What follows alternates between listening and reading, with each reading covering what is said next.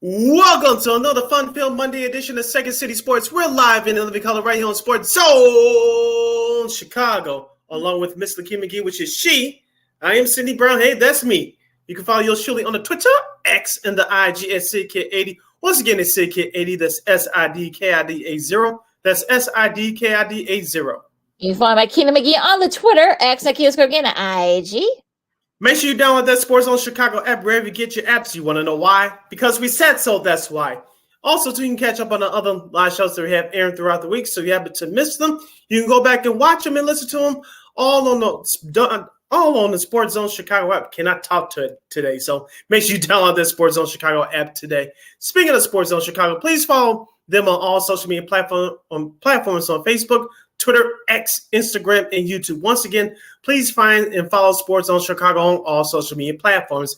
And if you haven't checked out our podcast yet, shame on you, but we're going to give you a chance to subscribe.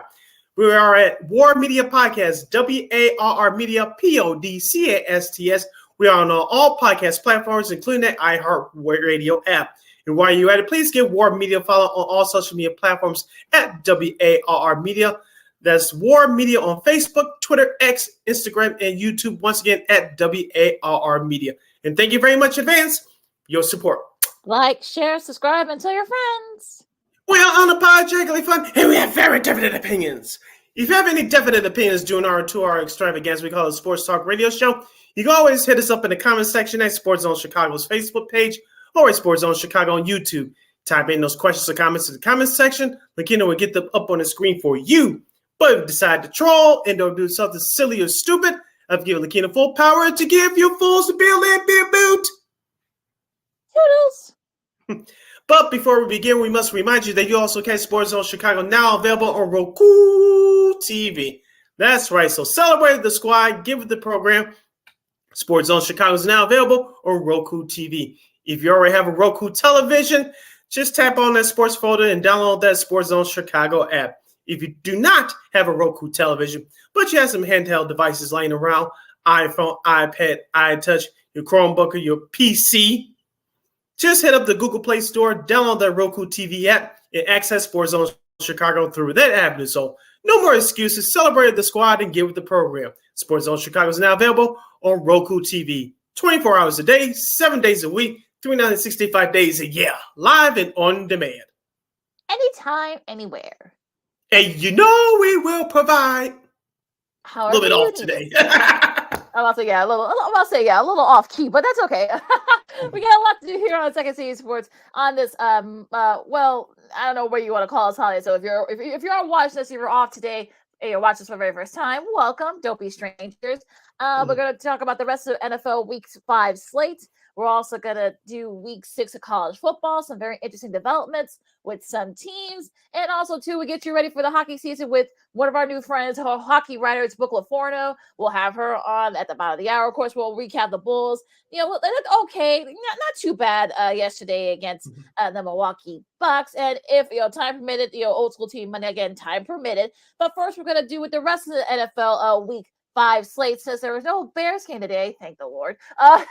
Depending on how you look at it. But let's go over to London over at Wembley Stadium. And somewhat a little bit of a mild upset. The Jaguars beat the Bills 25-20. Trevor Lawrence looked pretty good for 315 yards and a touchdown. On the flip side for Josh Allen, threw for 359 yards, 2 TDs, but an interception. He also was a leading rusher. I know Sid hates him when that's the case. But on the flip side, though, Travis Etienne had 136 rushing yards and 2 TDs. So, Sid, a little bit of a surprise here because I watched this game. It was a little bit, maybe the fact that, the Jacksonville was there, through the last 2 weeks, and maybe that played a little bit of a part. But we'll talk about some of the injuries because it looks like the injuries are becoming a big issue for Buffalo. But what do you think about the Jags' performance yesterday? It was much better than it was last week when they barely squeaked out the win against the subpar Atlanta Falcons. We'll get on them later. But I watched this entire game, Lakeena, and it was a very entertaining game to watch. As you mentioned, the Bills tried to come back, but they fell short. But it was all about the running game for the Jaguars. As I told you on Friday, they needed to do a better job. Travis Etienne, as you mentioned, 26 carries for 136 yards and 2 touchdowns. And something that Jacksonville has struggled to do all year is run the ball with some consistency. And so they did that yesterday. Don't forget Calvin Ridley, who was off a suspension from last year. He had 7 catches for 122 yards. And Trevor Lawrence did spread the ball around, which helped the Jaguars win. And let's not forget on the flip side, Lakeena, that Jaguars defense was stellar, especially during the closing moments of that game. While Buffalo's defense, I know Von Miller returned, but obviously they couldn't stop the run. Yeah, and also too, they lost one of their top linebackers, Matt Milano. Looks like he's going to be gone for the season. He has a fractured leg, and also for to have a knee injury as well. So he's, for those of you who don't know, Matt Milano. I know that Von Miller gets a lot of the attention, and some of the other guys on front seven. But Matt Milano is probably one of the best inside linebackers in the league that you probably have never heard. Probably never heard of, or probably haven't heard the name. So having him gone for the year, that's a big blow to that defense. You saw that yesterday. Yeah, so we talked about last year, Lakeena, was one of the reasons why that the Buffalo Bills were gone early in the divisional round of the playoffs last year. One, it was because of the injury to Von Miller. And number two, that defense failed to stop the run. Joe Mixon of the Bengals ran all over them in that playoff game last year. You saw what happened yesterday. Jaguars ran all over that Bills defense. And with Milano, one of their best captains and signal callers of their defense, that's really going to hurt the Bills. I think it's going to have the same effect as last year when Von Miller went down late in the season with his injury. So the Bills going to have to pick it up defensively. And offensively, they're going to have to pick it up a little bit more, too. I know Stephon Diggs had a good game yesterday. I know him and Josh Allen not beefing for now, but it's going to have to be a team effort, and more pressure is going to be more on that offense, like it or not. Yeah, that running game, they definitely got to pick it up. I'm going to take a cue from you said last year about, Josh Allen being the leading rusher on that team. Look, I don't know why that is. You do the run game too much, but I don't know. I mean, look, I don't want to say the Bills are at a crossroads, but they're gonna have to think about what moves they need to make in order to try to make it. We'll see. But yeah, they fall to 3-2, and it's gonna get a little bit interesting. So as we stay in AFC, this time we go to the AFC South. Shout out to our buddy Spiro Diaz from CBS had the call in this game yesterday. It's going to be actually pretty entertaining. The Colts edge out the Titans 23-16. And, of course, Anthony Richardson, got knocked out of the game early with a shoulder injury on his throwing shoulder, his right shoulder. He's going to miss some time. He has an AC sprain. It was the Gardner Minshew show. He threw for 155 yards and no TDs, but it was Zach Moss who was a star there, 165 yards and 2 TDs. On the flip side, Ryan Tannehill threw for 264 yards and an interception that ended up being the game-winning interception from just Julian Blackmon, I should say. So, really nice performance by the Colts. They look pretty good. They're 3-2. Yeah, the Colts got it done with Gardner Minshew picking up the slack for the second time this season. Don't forget, too, Jonathan Taylor, their star running back, returned with fresh cash. So, congratulations to him on that. But on the flip side for the Titans, Lakeena, I looked at the Ryan Tannehill, DeAndre Hopkins connection. It was connecting very well as the game went along. DeAndre Hopkins ended up with 140 yards of receiving off of 8 catches. But as I said it once, and I'll say again, Lakeena, when you think that you could trust the Titans to get on a roll and win a few games in a row, it doesn't happen. I told you last week they were going to win against Cincinnati. They did. I didn't trust them this week to beat the Colts. You saw why yesterday. Yeah, you did. And now they're all 3 away from Tennessee. Yeah, I think we all picked the Colts. No, I think I picked the Titans. But yeah, DeAndre Hopkins, the losing ever, had 140 receiving yards, just no touchdowns. And Derrick Henry only had 43 rushing yards. So the Titans are kind of like one of those teams where you wonder, okay, what are they gonna do? Where are you gonna go? So they're at 2-3. It's still kind of a logjam in the AFC South. So gonna get very interesting there. And that was actually a pretty entertaining game. You guys didn't get a chance to check it out. But one game in the AFC that was not entertaining, 34. Well, yeah, in Foxborough, the Saints shut out the Patriots 34-0. And I think this is easily the worst loss in the Bill Belichick era. I think he hasn't lost as badly since when he was coaching Cleveland. So it's been a minute since he had these kinds of losses. And if my computer could cooperate for a second, but great performance by the Saints. And look, Mac Jones. Tom Brady was at game 1 of the WNBA Finals yesterday. I think we're starting to see, for anybody that was wondering, okay, who had like the better edge here, who needed who, Belichick or Tom Brady. Well, I think we've asked that question. Matt Jones, 110 yards and 2 interceptions. Bailey Zappi did what he could, but it was already out. Derek Carr, it looks like that shoulder is starting to feel better from him. 183 yards and 2 TDs. Alvin Kamara got his first TD back into the fold for them. So, you don't want to take this game too lightly because it's the Patriots. But the Saints actually, did what they're supposed to do.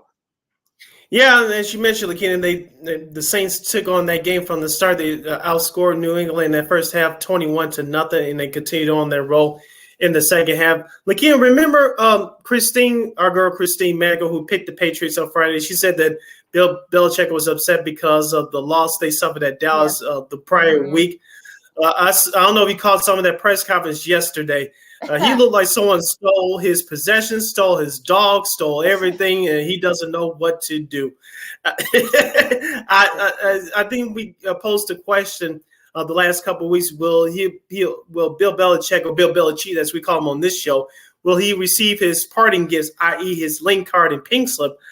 I'm not saying that's the way he should go out, but 3 of the 4 losses this year have come within 30 points or more, and so that this does not look good. I've been caping for this defense the last couple of years. They were young and hungry; they can fly around, but they're not getting done on. They're not getting it done on either side of the ball. Firing him right now, I don't think it's going to do anything. So you'll have to let the season play out. We'll see how much fight that this team has left. But is Matt Jones going to be the answer past the season? Who knows? Yeah, and that defense. So you thought that maybe they were a young and hungry defense last year. They haven't been, unfortunately, you haven't, seen a lot of those guys that we saw last year. I mean, Miles Bryant, Lawrence Guy Sr. I mean, a lot of Jonathan Jones. I mean, a lot of those guys were actually, were solid. Jabril Peppers. I mean, they actually did last year. A lot of those guys, they're not getting it done, unfortunately. And look, is it a personnel thing? Is it a coaching thing? Is that message kind of getting lost? With Belichick now, is Belichick said, mentally, checked out. I mean, you hope that's not the case, but it's looking that way, and it's unfortunate. But I know he doesn't want to go out like this. But if this keeps up, I mean, it's gonna get a little dicey up in Foxborough. Yeah, I know that fan base is used to winning and used to consistency throughout his tenure there for the last 23, 24 years. But I know time brings on the change for everything and everyone. It may be sooner rather than later for Coach Belichick. Like you say, he's still arguably one of the greatest coaches in league history. But like you say, you don't want him to go out like this. But sometimes things happen like this. It's just unfortunate. So we'll see what happens the rest of the season. We're going to take a really quick break here. And, of course, we'll talk about the rest of the NFL Week 5 slate. A couple of interesting upsets, some questionable head scratchers, to say the least. And another dominating performance by probably one of the best teams in the league. Lakeena McGee, Sidney Brown, Second City Sports on Sports in Chicago. Khalid Sutton does for Week 5 coming up right after this. This year, my mom got me the perfect bag for back to school. These colorful binders help me stay organized. These headphones are just what I need for studying. These new sneakers are just what I need for the new year. This jacket is a real must-have. My parents got me the skateboard I wanted. It's pretty cool. These scissors really come in handy in art class. These colored pencils, too. These new socks, they can be a real lifesaver.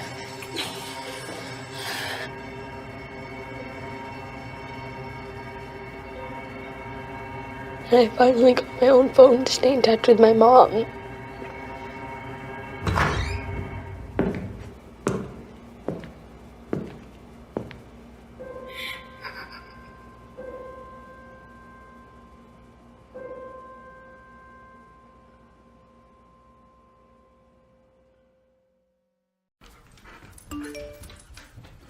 Trisha's having a sleepover tonight. Can I go? I wonder about Lucy's friends. What should I say? I know you're only 10, but one of these days a friend will offer you a drink. And alcohol at your age can lead to so many things. None of them good. So can I go to the sleepover? Lucy? I want you to promise me I something. finished my homework. Bigger promise. If there's any drinking, I want you to say, "No thanks, not my thing." Mom. I promise you. Your real friends won't care. Deal?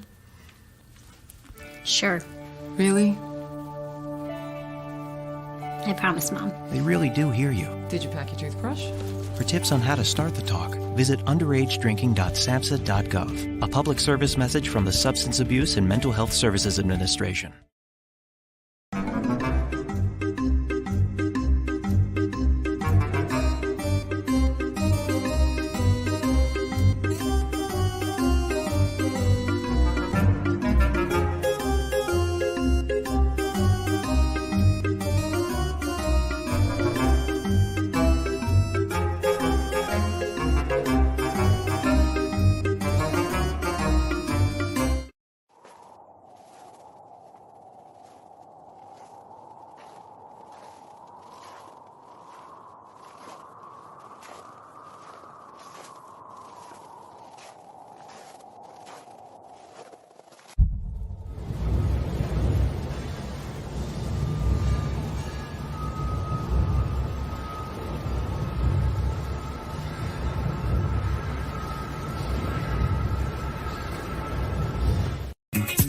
Hey, this is Dr. J, and I listen to Sean and Maya in the morning.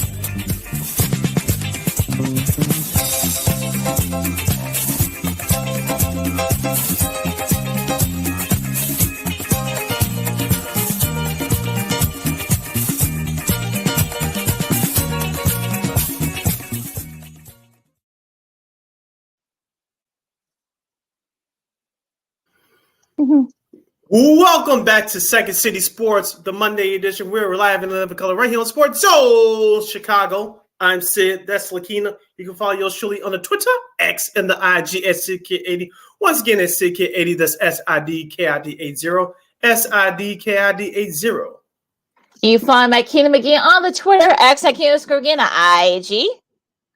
And we have less than 85 minutes left for this extravaganza we call a Sports Talk Radio Show. You have any questions or comments for us, especially during our NFL Power Hour, you can go to Sports Zone Chicago's Facebook page or Sports Zone Chicago on YouTube. Type in those questions or comments in the comment section. Lakeena will get them up on the screen for you.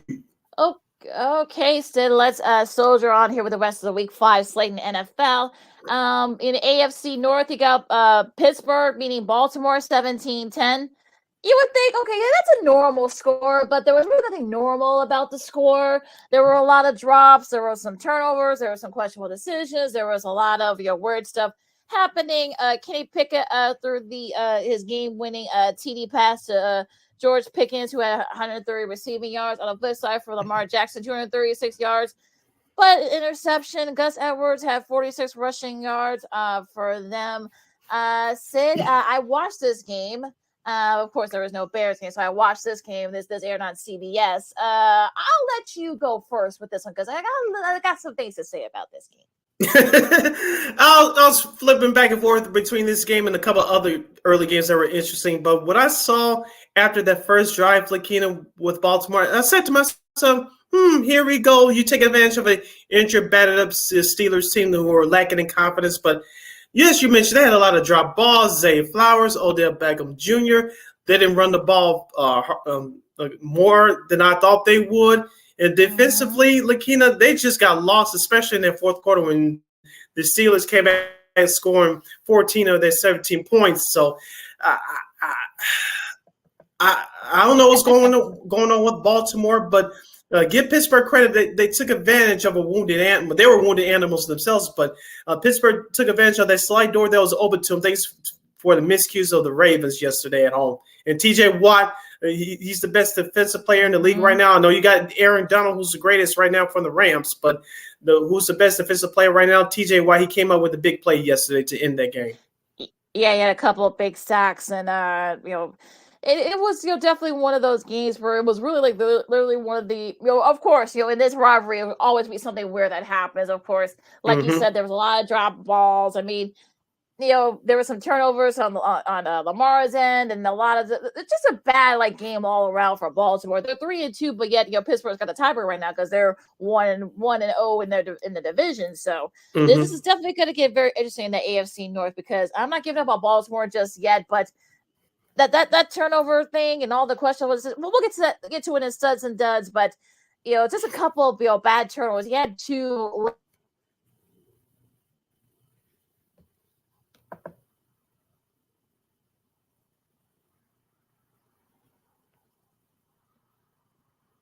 Okay. Yeah, so Lakeena's point was trying to point out, you had a lot of miscues from the Baltimore Ravens yesterday.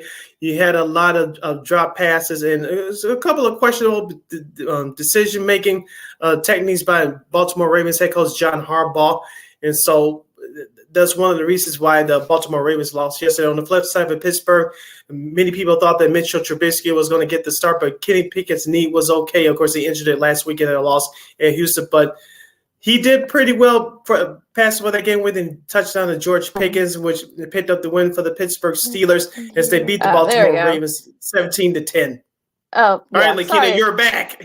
Yeah, so the Wi-Fi buzzed for a second, but I think because it's so cold here. But I'm back. But little ice. But an interesting game in Atlanta. The Falcons edged out the Texans 21-19, and again sort of a solid game. I mean, Atlanta scored 14 points in the fourth quarter. Desmond Ridder threw for 329 yards and a TD. Bijan Robinson had 45 rushing touchdowns. C.J. Stroud another solid showing by him, 249 threw for 249 yards and a TD, but they weren't able to get it well. That they try to do what they can, but it was really Atlanta did just enough to win this game. I remember you asked this question about a week or so ago, Lakeena. Can the Atlanta Falcons freak out Pitts? Well, they did yesterday. He had 7 catches for 87 yards. So you think, so hopefully this is a turning point for him and that Atlanta Falcons offense. You mentioned Desmond Ridder. He threw for over 300 yards again. He threw a touchdown pass, but no turnovers. That's the key for the Atlanta Falcons if they want to win the NFC South. But the Texans were leading all the way through the majority of this game, but field goals, they do well for a certain point, but you got to turn those field goals into touchdowns. They did in the fourth quarter, but it just wasn't enough as the Atlanta Falcons did the walk-off thing with the game-winning field goal by Young Ho Koo, 21-19. Still, if you're the Texans, you gotta be feeling pretty good where you're at. You're at 2-3, so you may, like I said, you may give some teams some fits. So we'll see what happens the rest of the way, and hopefully CJ Stroud can keep up his no turnover so far. So we'll see if he can keep it up. Detroit, no problem with Carolina, 42-24. I mean, I watched this game for a little bit. I mean, to Carolina's credit, they did keep it close for a little bit, but it was just too much Detroit. Jared Goff threw for 230, I should say, 3 TDs. David Montgomery had 109 rushing yards and a touchdown. Craig Reynolds also had a rushing touchdown as well. Josh Reynolds had a touchdown catch. Sam Laporta, if you had him on your fantasy league, he caught 2 of those TDs. On a losing side, though, Adam Thielen caught another TD pass and 107 receiving yards. Sid, what do you think about this game? Yeah, as you mentioned, Carolina put up a good fight yesterday, but the Lions offense was rolling. As you mentioned, Jared Goff, 4 touchdown passes. Once again, David Montgomery is having a great year. They play the Bears, I believe, the first Sunday in November next month. So, David Montgomery's going to be gearing up for that game, no matter what he says in the media leading up to that game for that week. But this is the same formula that Jared Goff operated under when he was with the Los Angeles Rams. Have a strong running game. Has some comparable wide receivers. Don't turn the football over. Your offense will explode. We saw that a few years ago when they went to the Super Bowl and lost to the New England Patriots. But we're starting to see it here again with the Detroit Lions. And no disrespect, we'll get on Minnesota and Green Bay later. But as many of us suspected or expected, the Detroit Lions are taking advantage of a weak NFC North or Norris division, as Chris Berman of ESPN would say. They're taking advantage of a weak division, and you cannot blame them for that. No, you really can't. I mean, Look, look. As we say with the Bears, same thing here. They can't help who's on their schedule. They just got to do what they need to do, and so far they've been doing just that. So I'm sure you're not gonna look ahead to that game against the Bears in a couple of weeks, but I think look, Detroit. I think they're taking one step at a time, and look, you don't want to look too far ahead. So you're doing what you're supposed to do. So look, they beat Carolina, so you got to give them credit for that. Now going to South Florida for a second as we get to Miami. They beat the Giants 31-16 to for 308 yards, I should say. 2 TDs, but he threw 2 interceptions, but it was it didn't really lead to too much of anything. Devon Kane again continues to roll. Train 151 rushing yards and a touchdown. And just a stat here if I can find it.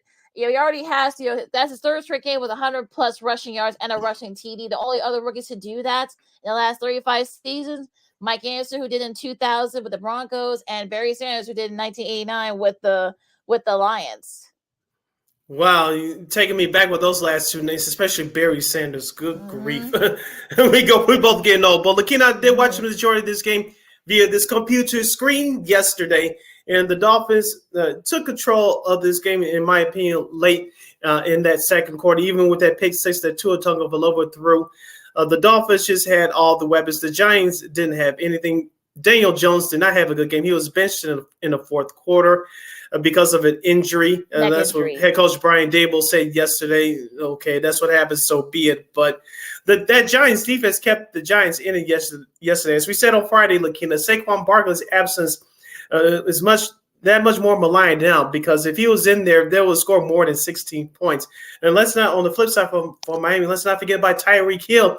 He did it again yesterday, close to 200 receiving yards. He had 181 to be exact off of 8 catches, and did score an early touchdown. So the Miami offense is on almost an historic pace. I'm not saying they're the early 1990s Buffalo Bills or the 98 Vikings or the 1999 Rams or the 03-04 Indianapolis Colts, but they're putting up some close to historic numbers right now.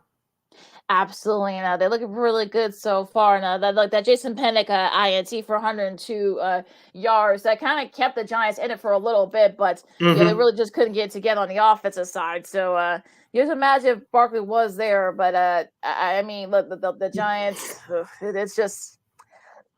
They're 1-4, so I pretty much covered it with my little thing there. The last game of that noon slate. So let's go to 3:00 games for Second City Sports on Sports Chicago. Lakeena McGee, Sidney Brown with you. Since he got his second win of the season, finally they beat Arizona 34-20. I mean, look, we know that Arizona's tanking, but they actually kept it close for a little bit. But since he kind of kicked it into gear late, Gerald Burrow threw for 317 yards and 3 TDs and interception. Josh Dobbs on the flip side had 2 TDs, 2 TD passes, and 2 interceptions. So it was really sort of the defense that kind of had a lot to say in this game. And look, Joe Mixon, you said yourself, said they wish they would use him a little bit more. They did 81 yards on 25 carries. Yeah, as I said on Friday, that's what the formula for the Cincinnati Bengals have been the last couple of years as they made deep playoff runs. And they got back to that winning formula yesterday. I know I picked Arizona on Friday, Lakeena, because I didn't know how much Joe Burrow had dealing with that calf injury. But he showed a lot of people that he still has a lot left in that tank. And don't forget about Jamar Chase. He had 15 catches, over 192 yards, and 3 big touchdowns. He sets the Cincinnati Bengals all-time franchise record for most catches in one game. So the Bengals deserved it yesterday. They put the pedal to the metal. On the flip side for the Cardinals, Lakeena, they had their chances, but like all young teams, you have to go through growing pains to learn how to execute down the stretch, and that's exactly what happened yesterday. Yeah, Chase, that's his second career game with at least 10 receptions, 150 receiving yards, and 2 receiving touchdowns. He's only the third player in NFL history to have multiple games of such. Before 2025, he joins Amari Cooper and Isaac Bruce. So pretty interesting list that he joins there. So yeah, look, we'll see if this starts a little bit of a trend for Cincy. Again, yeah, it's Arizona, so it's going to be hard to kind of fathom, like, is this going to be a start or something? But we'll see. But it'll be interesting. Going to Los Angeles for a second over at SoFi. The Eagles, it was a little bit close for a little bit. It was actually ended up being pretty. I actually had this game on, I watched on the computer. 23-14 over the Rams. Jalen Hurts threw for 303 yards and a TD. Matt Stafford on the flip side had 220 yards and 2 TDs. Hurts was also the leading rusher on that. On there, AJ Brown 127 receiving yards. Dallas Goddard 117 receiving yards and a TD. Cooper Kupp in his first game back, 8 receptions, 118 yards. So not looking too bad for someone who hasn't played in over a year, but almost a year. But it was actually the defense for the Eagles. They sacked Stafford 4 times. Yeah, the Philadelphia defense has actually been the consistent part of this team all year long, even though they're 5-0 right now. I don't know about you, Lakeena, but watching some of that game yesterday, maybe it's just me. I kind of got that feeling that Philadelphia is playing down to that competition.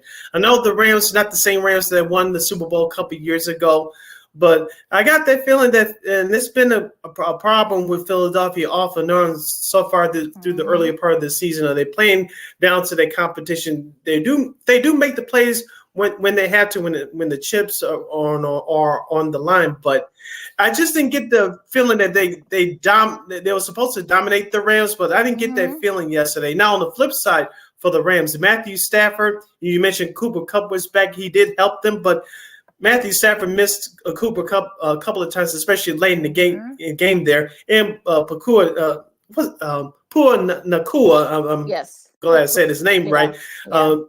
Stafford missed him deep down down on the sideline early in the game as well. So Stafford is going to have to get his timing right with Cooper Kupp, which is understandable. But the Rams had their chances, but Philadelphia came up big when they had to, especially on the defensive end. Yeah, Hassan Reddick and Jalen Carr also, they had two each of those 4 sacks. So that Hassan Reddick sack yesterday, which basically sealed the deal for Philadelphia. I don't know if you saw Matthew Stafford after that sack. He took a big shot. Yeah, he did. He did not look good afterwards. So definitely something to look out there. And look, the Eagles, they did what you're supposed to do when you're the defending NFC champs. It's not pretty, but look, they'll grind it out, and look, they won the game. So that's really all that matters. It's not about style points, I guess. Now, unfortunately, this next game isn't about style points, as Andrew Catalan said in the broadcast for CBS. This game will not be the Hall of Fame. 31-21, the Jets over Denver. Both Zach Wilson and Russell Wilson, no relation, were sacked 4 times each. And oh goodness, hold on, I got it written down here. Our buddy Eric at home, who does stuff for at NFL.com, we got to get him back on. Friend of the show. Yes, got to get him back on. Shoot, but it just it wasn't a pretty. There were 8 fumbles between them. Only 7 third down conversions, 6 field goals at 30 yards or fewer. So that was that pretty much sums up this game in a nutshell. The Jets end up actually getting the last laugh, if you want to call it that. Yeah, Nathaniel Hackett does get the last laugh. Remember the trash talking that Sean Payton was throwing at the shade that Sean Payton was throwing his way during the offseason. But you mentioned Zach Wilson, 199 yards, even though he threw a pick. He actually didn't play that bad. It was Breece Hall, who, remember, he injured his ACL last year when the Jets went out there to Denver. This was a redemption performance for him. He had 22 carries for 177 yards and a touchdown. Sammy Pirine led Denver with 73 yards of receiving from the running back position with 4 catches. Lakeena, Denver's defense it was terrible, but it was more of that offense yesterday, which was the worst, in my opinion. Yeah, it was pretty bad. And look, you wonder how the heck did the Bears end up losing to Denver, but go figure that one.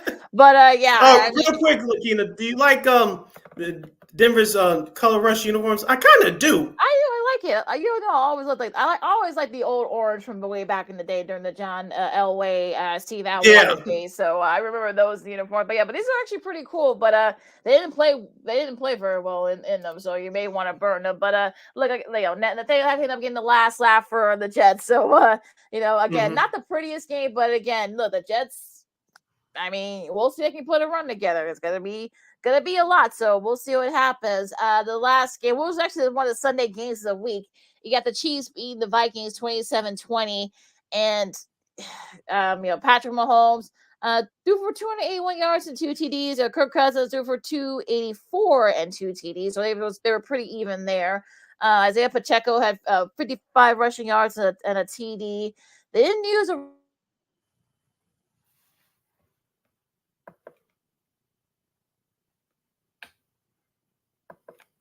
Yeah, Isaiah Pacheco ran the ball hard for the Kansas City Chiefs 16 times for 55 yards. He did have a score. Travis Kelce, who injured his right ankle during the game, he had 10 catches for 67 yards in the score. I don't think Taylor Swift was there yesterday, so thank goodness we didn't have to see none of that foolishness. But as we expected, Lakeena, as she now rejoins us, the Kansas City Chiefs did what they had to do yesterday. Minnesota had their chances. But they were shut down in the second half, just scoring that one fourth quarter touchdown. I know there was some controversy later on in that game, but Minnesota could overcome it. Kansas City was just flat out the better team yesterday. Yeah, I think there was a pass interference. That they thought was pass interference. That should have been. But I think, look, you still have about a little over 4 minutes left. I would say take the points and try to see if your defense could stop Mahomes. I know they've actually did pretty well at it for the rest of for most of that second half. So I would say just take the points, but. Again, that's just me. But look, the Minnesota had their chances. They didn't use the run game as much as they should have, and they're 1-4. They faced the Bears at 1-4. That's gonna be a doozy of a game on Sunday. But if you're a fantasy football owner, if you have players for both those teams, you should start them. I'm just saying. Yeah, it could be a high scoring game there. But look, Kansas City again, not the prettiest game, but look, you win it, you take it as a win, and look, you're 4-1, you leave Minnesota, and actually now Pat Mahomes is actually now beating all the teams in the NFL. Remember, they don't play Minnesota that often, so that's why some people are saying, wait a minute, this is the first time Pat Mahomes has played Minnesota. Yep, because the weird how it's getting worse. So now he has to beat every team in the NFL, of course, except the Chiefs. Yeah, so congratulations to Pat Mahomes for accomplishing that feat. Sunday Night Football, Lakeena. I was actually ready and psyched up to watch this contest. It turned out to be a dud. The 49ers get it done by defeating the Dallas Cowboys 42-10. The 49ers now 5-0 on the year. The Dallas Cowboys dropped their record to 3-2. Brock Purdy, 252 yards and 4 touchdown passes. For the 49ers, Jordan Mason ran the ball well for the red and gold 10 times for 69 yards in a late score. George Kittle, 3 catches, 67 yards, and 3 touchdowns. Yeah, it was basically good Lord. I mean, I was looking forward to watching this game. Like by the second quarter, I was like, okay, yeah, this is a laugher. This is the 8th time Brock Purdy passed for multiple TDs in his first 10 starts. He ties Kurt Warner and Deshaun Watson for accomplishing that feat for the most since 1950. The Cowboys had more points last night than they had in the first 4 games of the season combined. They're the first team since the 1990 Raiders to allow more points in their 5th game of the season than they allowed in the first 4 games combined. And this is actually the worst loss by the Cowboys against the 49ers in that rivalry, 32 points. I think I covered all that. I heard someone say, I think there was this morning, Lakeena, I think it was Keyshawn Johnson on Undisputed. I know why I'm watching that program, I don't know. But he said that, I think we said this too on our show, the last couple of shows, that the absence of Trayvon Diggs, the safety, all-pro safety for the Dallas Cowboys, this is where it's going to come to bite the Dallas defense on the backside, because he's very good at what he does, calling all the signal calls for the Dallas Cowboys defense in the secondary. And you saw last night that George Kittle was matched up on Michael Parsons, the Cowboys star sack leader, and Kittle ran by him 3 straight times for those touchdowns. And The 49ers are off and running now. The 49ers defense forced a couple of interceptions from Dak Prescott, and it forced a couple of fumbles as well. So that 49ers defense is actually on a roll right now. The Dallas Cowboys on the flip side offensively shot themselves in the foot, and you can see that against better competition, especially with their injuries mounting, and especially on the defensive side of the ball, the 49ers, they were that much better. And so that's why you saw the final score that you saw last night. And our guy, Brandon Schultz, asked the question, nice to see you, Brandon. He said, who's playing this Thursday on Prime Video? It's the Denver Broncos at the Kansas City Chiefs. So Russell Wilson versus Pat Mahomes. So enjoy that one coming up this Thursday. Now, back to wrap up this game from last night. The 49ers, they showed you why they're the best team in the NFC, perhaps the best team in the National Football League next to Kansas City Chiefs. And they have it going on offensively with Brock Purdy, as Lakeena just mentioned. He hasn't lost a regular season game in 2 years. This is his second year in the league, and he's not asked to do a lot for Kyle Shanahan, the head coach of the 49ers. He's not asking him, in terms of Brock Purdy, to do too much. They run the ball hard with Christian McCaffrey. Even though he had the fumble, he still had a nice performance last night. And that Dallas defense, they took one in the chin, and can they recover in time to make the playoffs? I'm not sure, but as we say all the time, the NFL season is a week-to-week league. Now, what were you talking about here? I did my disappearing act again. Let's talk about the Trayvon Diggs' absence. Of course, we talked about on the show the last couple of weeks against better teams. His injury, of course, he's out for the year with that torn ACL. This is going to hurt the Dallas Cowboys defense, especially in the secondary. You saw that last night. George Kittle took advantage of Micah Parsons on all three of his touchdown catches. And Dak Prescott, both those interceptions he threw last night, it was uncalled for. Yeah, I believe he didn't do that. Dallas may have had a crack to get back in the game, but Dak Prescott forces the issue one too many times, and that's what happened last night. Yeah, just a very awful performance during that whole thing. And like you said, Fred Warner was a beast. He was all over the place. He had he had 2 sacks, 2 of those sacks that from Dak, and he also had interception as well. So he was definitely one of the players of the game. And look, the 49ers so far, look, I'm not saying they're going to end up going all the way to the Super Bowl, but at least so far they're looking really good. I mean, they were getting contributions from all over the place. Purdy still looks good. That rushing, still looks great. And look, I think that this could be a team. Look, it gets a little bit tougher though, because they still got to play guys in the NFC West. But at least so far, looking like one of the best teams in the league, if not just in the division, but in the league. Yeah, I believe is 49ers first, Kansas City second, Philadelphia third. Those are my top 3 teams in the National Football League right now. Yeah, I agree. Real quick, your studs and duds. All right, going back to Thursday, my first stud is DJ Moore, 8 catches, 230 yards, and 3 touchdowns as the Bears beat the Washington Commanders last Thursday, 40-20. Of course, George Kittle of San Francisco, 42-10 over the Dallas Cowboys as he caught 3 touchdowns. And my guy on my fantasy team, Travis Etienne, the running back from Jacksonville, 26 carries, 136 yards of rushing and 2 touchdowns as the Jaguars hold off the Bills 25-20 in London. Yeah, I'm gonna piggyback off that for my first stud. And I'm gonna say Trevor Lawrence. He's looked really good so far these last couple of games in London. And again, maybe they should play most of their games in London the rest of the season. So they've actually looked pretty good. So we'll see. I'm gonna say San Francisco for the reason I mentioned a couple minutes ago.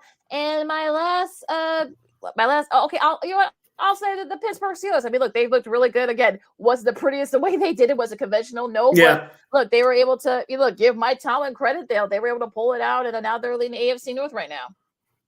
All right, my 3 duds are as follows: the Baltimore Ravens offense, that whole Dallas Cowboys team, and of course the New York Football Giants. They stunk it up. You stole a couple of my duds. Go right ahead. I don't care. Well, okay. Well, you know what? I'll just use one. Well, yeah. I think there's really no other duds. I mean, you can't really say Houston's a dud because they've actually been playing pretty well. I'll say Tennessee as one of my duds because I don't know what's going on. I don't know if it's Tannehill. I don't know if it's Derrick Henry. I mean, that defense. You thought that maybe they're actually a good defense for guys for having no names, but I don't know. I don't know what's going on there in the Patriots. Like the Patriots are just, ugh, I don't know if it's a personnel thing. I don't know if it's, like I said, I don't know if it's a coaching thing, but yeah, it's a little bit of SOS in Foxborough. And like I said, Tom Brady's chilling, watching his Las Vegas A's. We'll get to them in a second, but yeah, not looking good for them. And like I said, I'll say Baltimore. I'll save myself my breath for the reasons that you just covered. All right. And tonight, the last game on the schedule will be Monday Night Football. We'll feature the Las Vegas Raiders at 1-3. The site of this year's Super Bowl at Allegiant Stadium, downtown Las Vegas, Nevada. The Las Vegas Raiders will host the 2-2 Green Bay Packers. That's at 7:15 Central Standard Time tonight on ESPN, ABC, and ESPN2 will bring the Manning cast. Woo-hoo. So check that out tonight. Should be very interesting. Nonetheless. Packers and Raiders. Hour number 1 in the books. Hour number 2 straight ahead. As you're listening to Second City Sports on Chicago, we're gonna do some MLB playoffs, including some interesting potential upsets. Also do some very interesting and standout performances and some statement games in Week 6 of college football. And Book Laforno from the Hockey Writers will be joining us to preview the Blackhawks and the rest of the NHL season. A lot to do still. Coming up next, Lakeena McGee, Sidney Brown, Second City Sports on Chicago. Diamond Talk coming up right after this. No, I don't know though. I'm scared. I mean,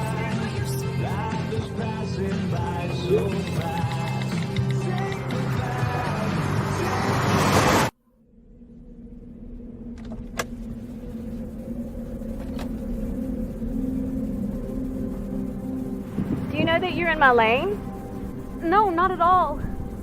Are you not paying attention? Are you texting? I was just checking in with my mom. I was telling her that I thought we'd be home by 6. It's okay. There's enough time. Just pay attention. I'm not even halfway through my text. There's no way. I'm not even going to look up. My babies are in the car. You have to pay attention. It's just supposed to be a quick text. I'm so sorry.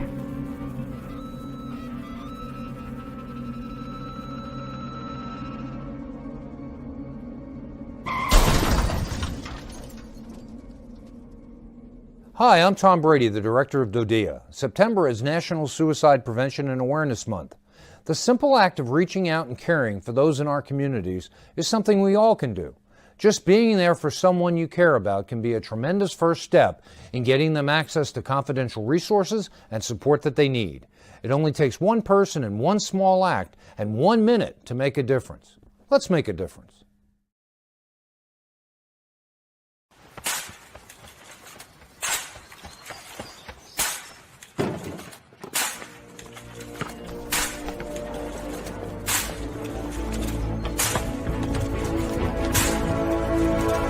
Move it!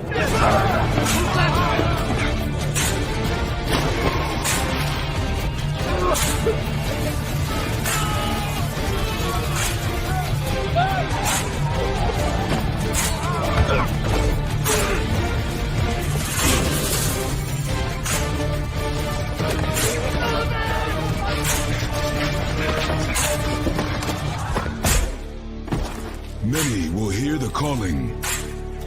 Few will earn the title. United States Marine. The few, the proud, the Marines.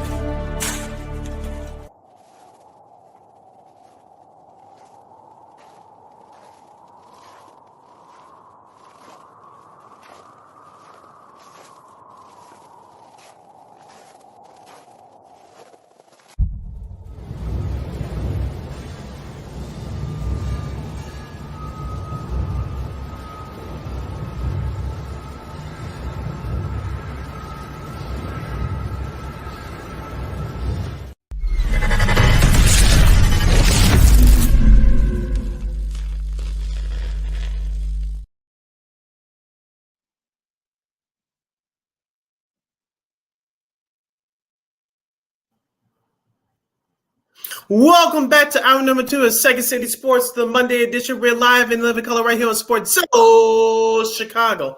Along with Miss Lakeena McGee, which is she, I am Sidney Brown. Hey, that's me. You can follow yours truly on the Twitter, X, and the IG at SidK80. Once again, it's SidK80. That's SidKID80. That's SIDKID80. You can find Lakeena McGee on the Twitter, X, Lakeena McGee on the IG. We have less than 55 minutes left for this extravaganza we call a Sports Talk Radio Show. You have any questions or comments for us, you can always go to Sports Zone Chicago's Facebook page or at Sports Zone Chicago on YouTube. Type in those questions or comments in the comments section. Lakeena will get them up on the screen for you. And just a daily reminder, you can also catch Sports Zone Chicago now available on Roku TV. And if you're listening to us and watch us for the very first time, you're off today. You're welcome.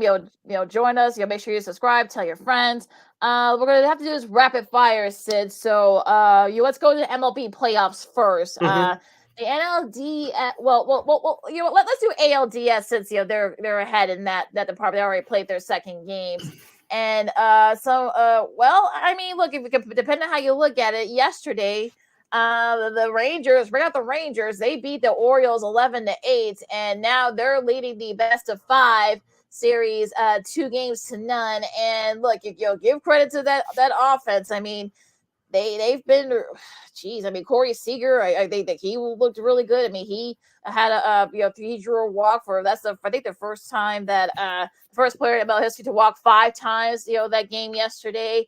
And look, that offense for the Rangers, they're getting hot at the right time. Remember they came in and look, they did their thing, and look, I think having experience, I think that definitely has helped.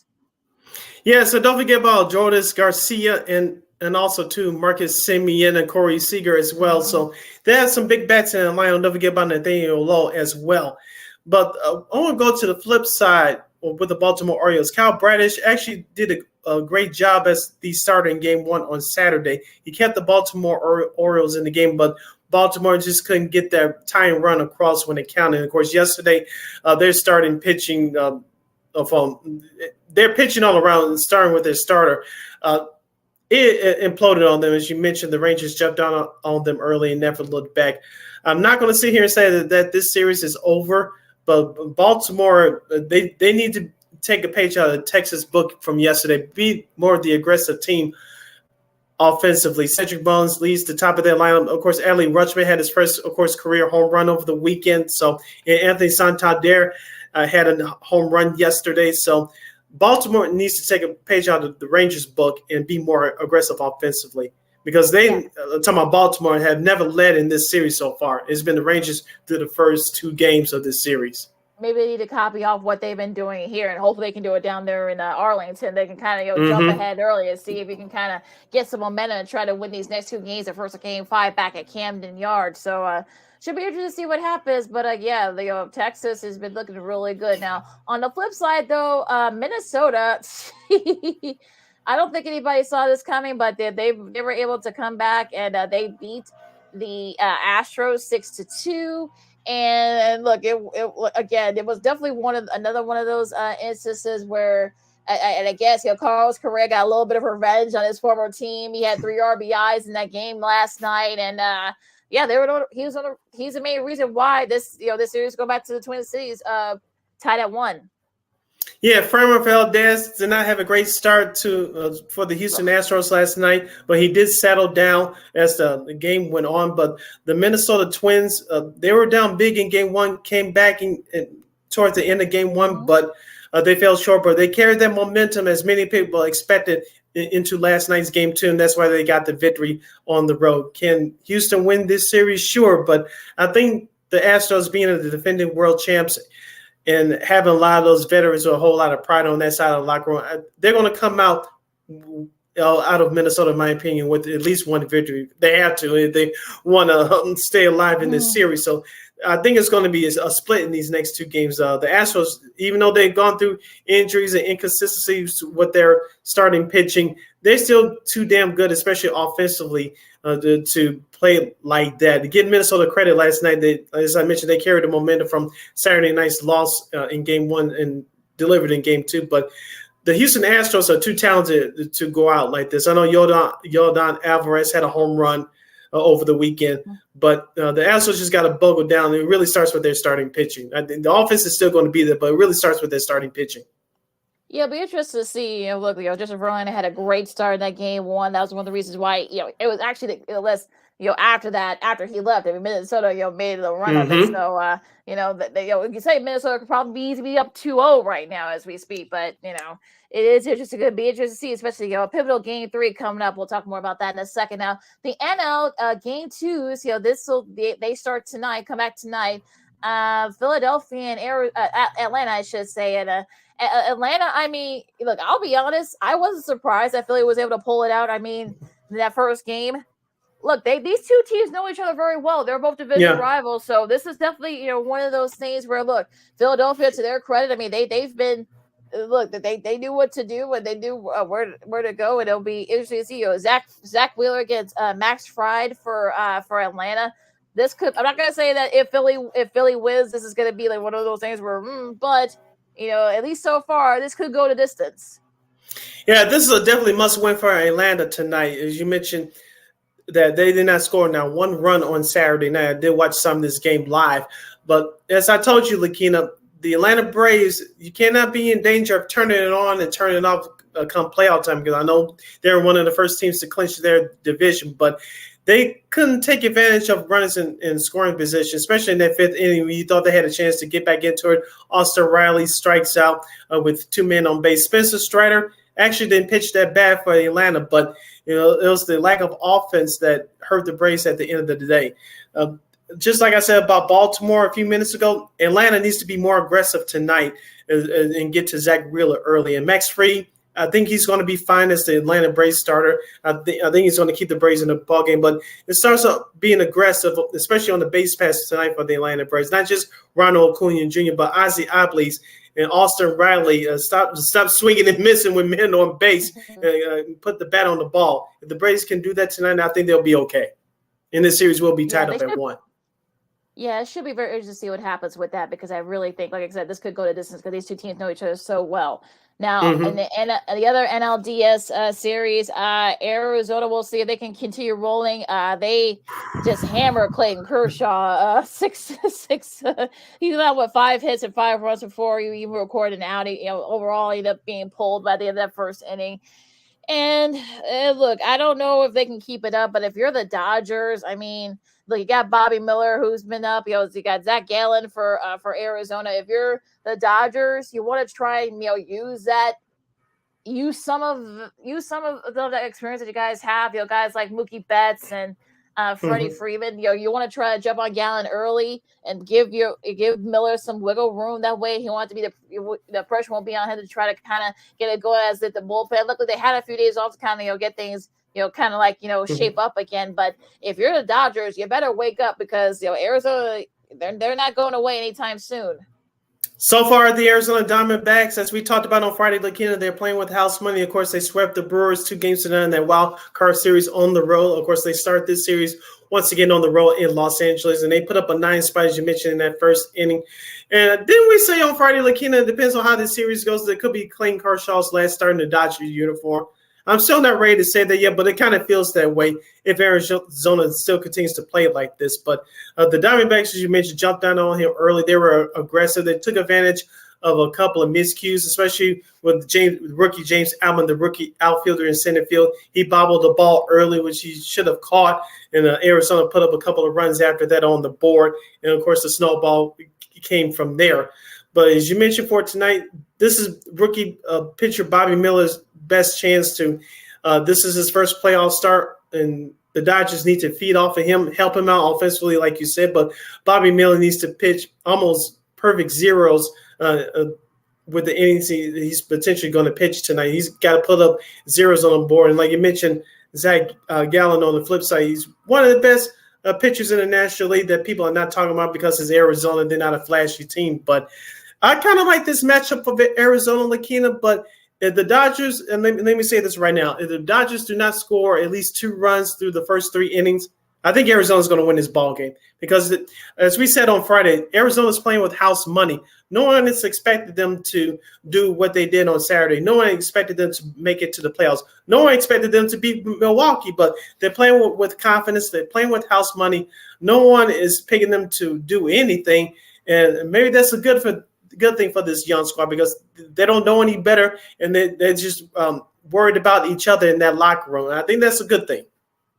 Be interesting to see if you're the Dodgers, try to get a quick start so that way you can kind of like sort of get a chokehold and perhaps control this series. So it'll be interesting to see if those guys step up. Now going to the schedule for what was that? Going to the schedule for this week, of course, Phillies and Braves and Arizona and the Dodgers. Both these games are going to be on TBS. 5:07 and 8:07 respectively, Chicago time. Tomorrow, these games will be on Fox, part of their doubleheader. You got Houston and Minnesota, a pivotal game 3 there at Target Field. Then you got Baltimore and Texas, Christian Javier and Sonny Gray for Houston and Minnesota. Now, Baltimore has not said who they're going to pitch yet, but they will be facing Nathan Eovaldi, so that's going to be a very tough out for them. We'll see if Texas can close the series out. On Wednesday, you got Houston, Minnesota, game 3 of that series on FS1. Game 4. Yeah, game 4. Oh, game 4. What's it? Game 4. This is who necessary because they're both tied at 2 at 107 on Wednesday. You got Atlanta and Philadelphia. We'll see how that series is. Well, could this be for game, Phillies, try to clinch it, or maybe it'll be a pivotal game 3. We'll see. That'll be on TBS. If necessary, assuming Baltimore and Texas, we'll see how that series is. And again, assuming if necessary, game 3, we'll see if this will be a pivotal game, a pivotal one, with the series tied at 2, or could Arizona be clinching it? We'll see. That would be on TBS at 8:07 as your schedule for this week in MLB. All right, you're listening to Second City Sports on Sports on Chicago. Sid Lakeena hanging out here with you. Coming up at the bottom of the hour, we'll preview the 2023-2024 Blackhawks with our new friend from the HockeyWriters.com, Miss Brooke LaForna. She's going to hop on with us to see if she feels the kind of Bedard vibes like we do, and ask her what does she expect out of this young Blackhawks team this season, and perhaps ask her some other things that she expects to see throughout this as the NHL season starts tomorrow. So, Lakeena, before we get to that, let's talk some college football. We'll start out with the Red Rivalry game, Lakeena. I think you talked about this on Friday, that both these teams, Oklahoma and Texas, will be moving to the SEC next season. Hopefully their rivalry will still be going on strong, but it's going to be tough because you have better competition in the SEC. But this came down to the team who had the ball last, Lakeena. It was Oklahoma State, and their quarterback, he ran rush all over that Texas defense, pulling out a close win. Yeah, Dylan Gabriel, 285 yards and a touchdown. Also 113 rushing yards and a touchdown. Of course, 20 Walker had 46 rushing yards for OU. And, of course, Jaleel Farouk had 130 yards receiving. On the flip side for Texas, he had Quentin Ewers, 346 yards and a touchdown, but also he had 2 interceptions. Jonathan Brooks, 129 yards, rushing yards and a TD. Jordan Withington, of course, 115 yards for on the losing end for Texas. I mean, look, I think Dylan Gabriel's kind of give you a reason why maybe his name should be in the Heisman race. And look, you saw what happened last year, 45, or no, it was 49. Nothing. I think Gabriel got hurt in that game, and of course, things kind of went sort of fell off the rails for Oklahoma after that. Different time this year, 34-30. Look, these two teams could be facing each other again for the Big 12 title coming up in December. A lot of season left still to go, but this is another classic Red River rivalry game. Unmute. So you're on mute. Sorry about there we go. What were you saying? Can you hear me now? Yeah, I can hear you now. Okay, yeah. My apologies, folks. But remember I said last week that I thought Texas was the number 1 team in the country. I have a new number 1 team in the country. I'll give you my answer on that in just a moment. But the Texas Longhorns defense, they got shredded, as you mentioned, by Daniel Gabriel. And not only that he threw the ball down the field a lot, but he ran the ball too, especially the first couple of drives of the ball game for the Sooners. And the Texas, you can tell they were nervous when they came out on their first 2 offensive possessions. It resulted, both those possessions resulted in turnovers, and Oklahoma turned into 7 early points. And you could tell that Texas, they were trying to play catch up throughout that game. They took the lead late, but their defense, I don't know if it was fatigue or just Oklahoma just had their number that day, in which they did, but maybe it was a combination of the two. Oklahoma got the best of them at the end. I still believe that Texas is a good team, but the defense really took one on the chin. Yeah, Dylan Gabriel basically shredded that Texas defense. But like I said, look, these two teams could be playing again in a couple of months. So we'll see what happens there. Ohio State pulled away from Tulia and Maryland 37-17. They kept it close for a little bit. I'm talking about Maryland, but there was a couple of turnovers by Tulia Tagovailoa, and also Kyle McCord 320 passing yards and 2 TDs. Marvin Harrison Jr. had 163 receiving yards and a TD. So very nice showing there by Ohio State, doing what you're supposed to against a team at home, though it's a little bit scrappy. Yeah, the Buckeyes spotted Maryland early 10-0 lead. Ohio State came back and scored a couple of touchdowns to end the first half and to begin the second half. Marvin Harrison Jr., as you mentioned, hopefully a future Chicago Bear. He had 8 catches with a touchdown, 163 yards. But Lakeena, it's all about the Ohio State defense. I know not too many people talk about it, but they really got after it in that second half, caused a couple more turnovers, in which really gave the Ohio State Buckeyes that much more confidence on the offensive end. Georgia, no trouble with Kentucky. Carson Beck threw for 389 yards, and some people thought that this was going to be a tough one for Georgia, but they had other ideas. Beck threw for 4 TDs, and then look, that defense, they kept Ray Davis at bay, only 59 rushing yards. So and 173 yards total for the Georgia rushing attack. They had pretty much everybody there, including Beck himself. So, hey, look, I think Georgia's saying, hey, look, we're not giving up the number 1 ranking just yet. Yeah, even though I don't have them as my number 1 team in the country, they did what they had to do. They put Kentucky away early. Kentucky had a couple of bad penalties early, which took them out of the game. They shut down Ray Davis from Kentucky. He only had 15 carries for 59 yards as Kentucky trailed throughout the entire game. They gave up 34 first half points. That's not going to get it done. But a shout out to Brock Bowers for the University of Georgia, that big stud tight end. He had 7 catches for 132 yards in the score. Big showing there. Michigan took care of business against Minnesota. Florida State also. That's my new number 1 team in the country. Yeah, I told you. Look, Michigan. Look, they got it all set right now. Look, they're playing a little of these tougher schedules. They got another tough one coming up on Saturday. So we'll see. We'll talk more about that on Friday. Florida State took care of business against Va Tech. USC, Arizona. Child, Lord. 43-41 over Arizona, triple overtime. That USC defense, Jesus, okay. They're not gonna look. Let's just say they're not gonna win. They're not gonna go to a playoff nor win the Pac-12 with that defense. So we'll just like last year. I'm just saying, it sounds like the same script to me. Yeah, Big Ten, they actually play defense. So But look, I know our girl Christine Manica isn't very happy about this. Her Notre Dame Fighting Irish lose to Louisville 33-20, and look, I think this is the first big test. Jack Plummer threw for 145 yards and 1 TD, but it was Jahar Jordan had 143 rushing yards and 2 TDs. Sam Hartman had 3 interceptions, and if you remember last year when he was at Wake Forest, they had 4 interceptions. I think that he was like 4 times, had 3 interceptions. So, Louisville, this is another top 10 team. They defeated back-to-back season for the first time in their program history. Sort of a similar thing. Hartman has 10 turnovers in 17 games. 2 of those games were against against Louisville. So, but yeah, I'm sure that snaps Notre Dame's 30-game regular season win streak versus the ACC too.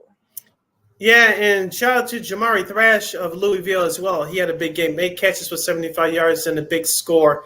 Louisville, they took it to the woodshed with Notre Dame in the second half, scoring 26 points in the second half to come away with that 50. I thought that Louisville would have a chance, Lakeena. Well, like you said, they took advantage of the 3 turnovers that Sam Hartman threw for Notre Dame, and so they converted them into points. That's what it's all about. If you want to pull off a victory against a big program in your own backyard.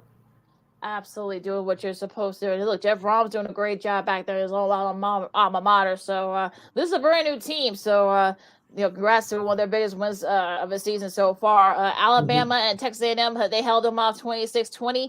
Starting to kind of figure things out for Alabama. So, look, we'll see if they can, kind of like get it going. I know that A&M had a couple of chances too late, but they weren't able to pull it off. So, look, we'll see if Alabama has figured it out. Yeah, Mr. Monroe for Alabama, their star quarterback Jalen Monroe had 321 yards passing, 3 touchdowns in the pick. It looks like he's starting to figure things out. He struggled the first couple of weeks when Nick Saban gave him the keys to the car. All you ask him to do is not to wreck the car. Just don't strip the gears. Just keep it on cruise control. Don't turn the football over because Alabama has a strong running game and they have a strong defense. As long as you do those three things, Alabama will win. As we talked about all year long, is this one of their strongest teams on paper that's going to jump out at you? No, but they're doing what they have to do to keep on winning. UCLA, probably Chip Kelly's biggest win since becoming coach of UCLA. They beat Washington State, given their first loss this season, 25-27. Cam Ward, they threw 2 interceptions. I think there were like 4 turnovers in total. That UCLA defense. Dante Moore had threw for 209 yards. Had two interceptions himself, but he did have a touchdown, and also Carson Steele had 140 rushing yards. For them, couldn't get the rush game going. They couldn't get their offense going. They did, but it was too late. So big win for the Bruins. Yeah, shout out Chip Kelly. Now the Bruins improved their record to 4-1 on the year. Washington State, which ranked number 13, they have their first loss of the season. I want to get to this next game quickly, Lakeena. I know we're trying to breeze through this, but number 14, North Carolina, they destroyed Syracuse 40-7. Drake May. He's in my top 3 for the Heisman candidacy. He had 442 yards passing along with 3 touchdowns. And Nate McCollum for the Tar Heels has 7 catches for 135 yards. Having Tez Walker back, I think he had like 180 some yards, receiving yards his first game back. So having him back will definitely help Drake May and pad his stats. So look, they can get it going here. I mean, we'll see what happens. Oregon State, no trouble with Cal. Ole Miss, it was kind of back and forth, but they pull away from Arkansas. Miami, yeah. Oh, they choked. Yeah. Along with their quarterback, too, Van Dyke. Oh, good grief. Yeah. They have no way to lose. They had the game in hand. They had Georgia Tech, no timeouts left. They took a knee. Instead, they said to rush it, and then Georgia Tech, their credit, forced a fumble. A couple plays later, they scored a touchdown, and Mario Cristobal. Yeah, you're gonna. He said this morning. He heard I heard some radio stuff in South Beach, but he's got to eat this one. Hopefully this does demoralize him, but it's gonna be gosh. Yeah, it was tough. I did watch some of that game, Lakeena, in that first half. Georgia Tech they were playing their hearts out, and Miami was really shooting itself in the foot, as I mentioned, with Van Dyke with his 3 interceptions on the night. That defense was really getting after it, and when you let young teams like that have no business hang around, stuff like this happens. Yeah, no excuse after coming off a bye. So Miami, they're gonna have to eat this one. Hopefully, that's going to bite them in the butt after going to ACC. Close to the championship. LSU beats the Fighting Mike Burns. I actually did a check-in with our buddy. But look, Jane Daniels, to his credit, I mean, he was banged up a little bit. Came back, and I don't know if he took some secret stuff. When he came back, but look, 200 yards. Receiving 30 yards and 3 TDs. He also had a rushing. You also rushed for 130 yards and a touchdown. So he basically took the team on his back, and they were able to get the best of Mizzou. Yeah, Mizzou did play well, but it was the 2 interceptions that Brady Cook threw toward the end of that game, which gave breathing room to LSU to go ahead and take that game by 10 points on the road. But for the Tigers, it was all about their running game. And Logan Dix, he had 24 carries for 134 yards in the score. And you talk about their quarterback, Lakeena, but it's their running game is going to get that offense going for the LSU Tigers. Definitely going to be very interesting to see if that could definitely be like a little bump that that Brian Kelly needed for that squad. So we'll see what happens with that. Northern Illinois beat Akron, and also to Northwestern held off Howard. I was cheering hard for the Bison. That's all I'm going to say. I know. Wisconsin beat Rutgers, and that's it. Oh, and Fresno State lost to Wyoming. Wyoming, they gave them their first loss of the season. Fresno State. In the Colorado Buffaloes, Deion Sanders, head coach, prime time. They get their fourth win of the season, snapping a 2-game losing streak, beating Arizona State in the last second field goal, 27-24. I do agree with Deion Sanders, what he said after the game. Colorado played like crap. I watched that whole game in its entirety. They did play like crap. But the Arizona State Sun Devils, their defensive line, that's what kept that team in the ball game. Look what happened against USC. I mean, look, no one thought. Look, the Arizona State defense. They're playing with house money. They're not going to a bowl game, so look, they're going to be giving the rest of the Pac-12 a lot of fits. So great matches coming up in the Pac-12, but we'll talk about that on Friday. As we got our new girl, Brooke Conforto from the Hockey Writers to preview the Blackhawks and also the rest of the NHL. We'll see if Mr. Connor Bedard, what's his ceiling is for this season, and a whole lot more. Lakeena McGee, Sidney Brown, Second City Sports on Chicago. We talk pucks coming up right after this. No, I don't know though. I'm scared. I mean,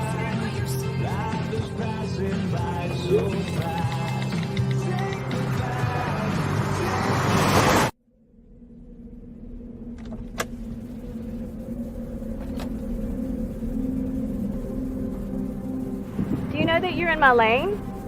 No, not at all.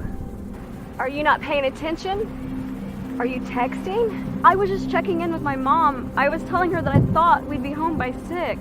It's okay. There's enough time. Just pay attention. I'm not even halfway through my text. There's no way. I'm not even going to look up.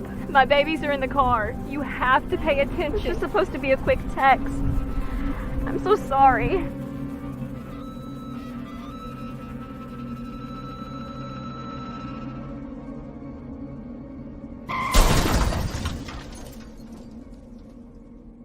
Hi, I'm Tom Brady, the director of DODEA. September is National Suicide Prevention and Awareness Month. The simple act of reaching out and caring for those in our communities is something we all can do. Just being there for someone you care about can be a tremendous first step in getting them access to confidential resources and support that they need. It only takes one person and one small act and 1 minute to make a difference.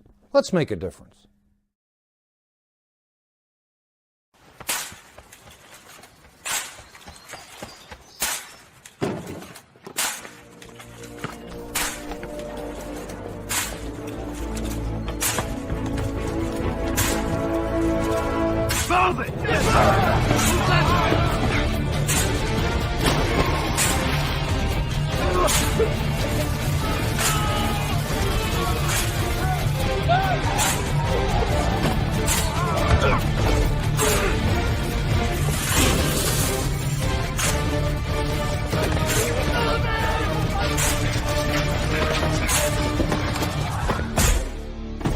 Many will hear the calling. Few will earn the title. United States Marine. The few, the proud, the Marines.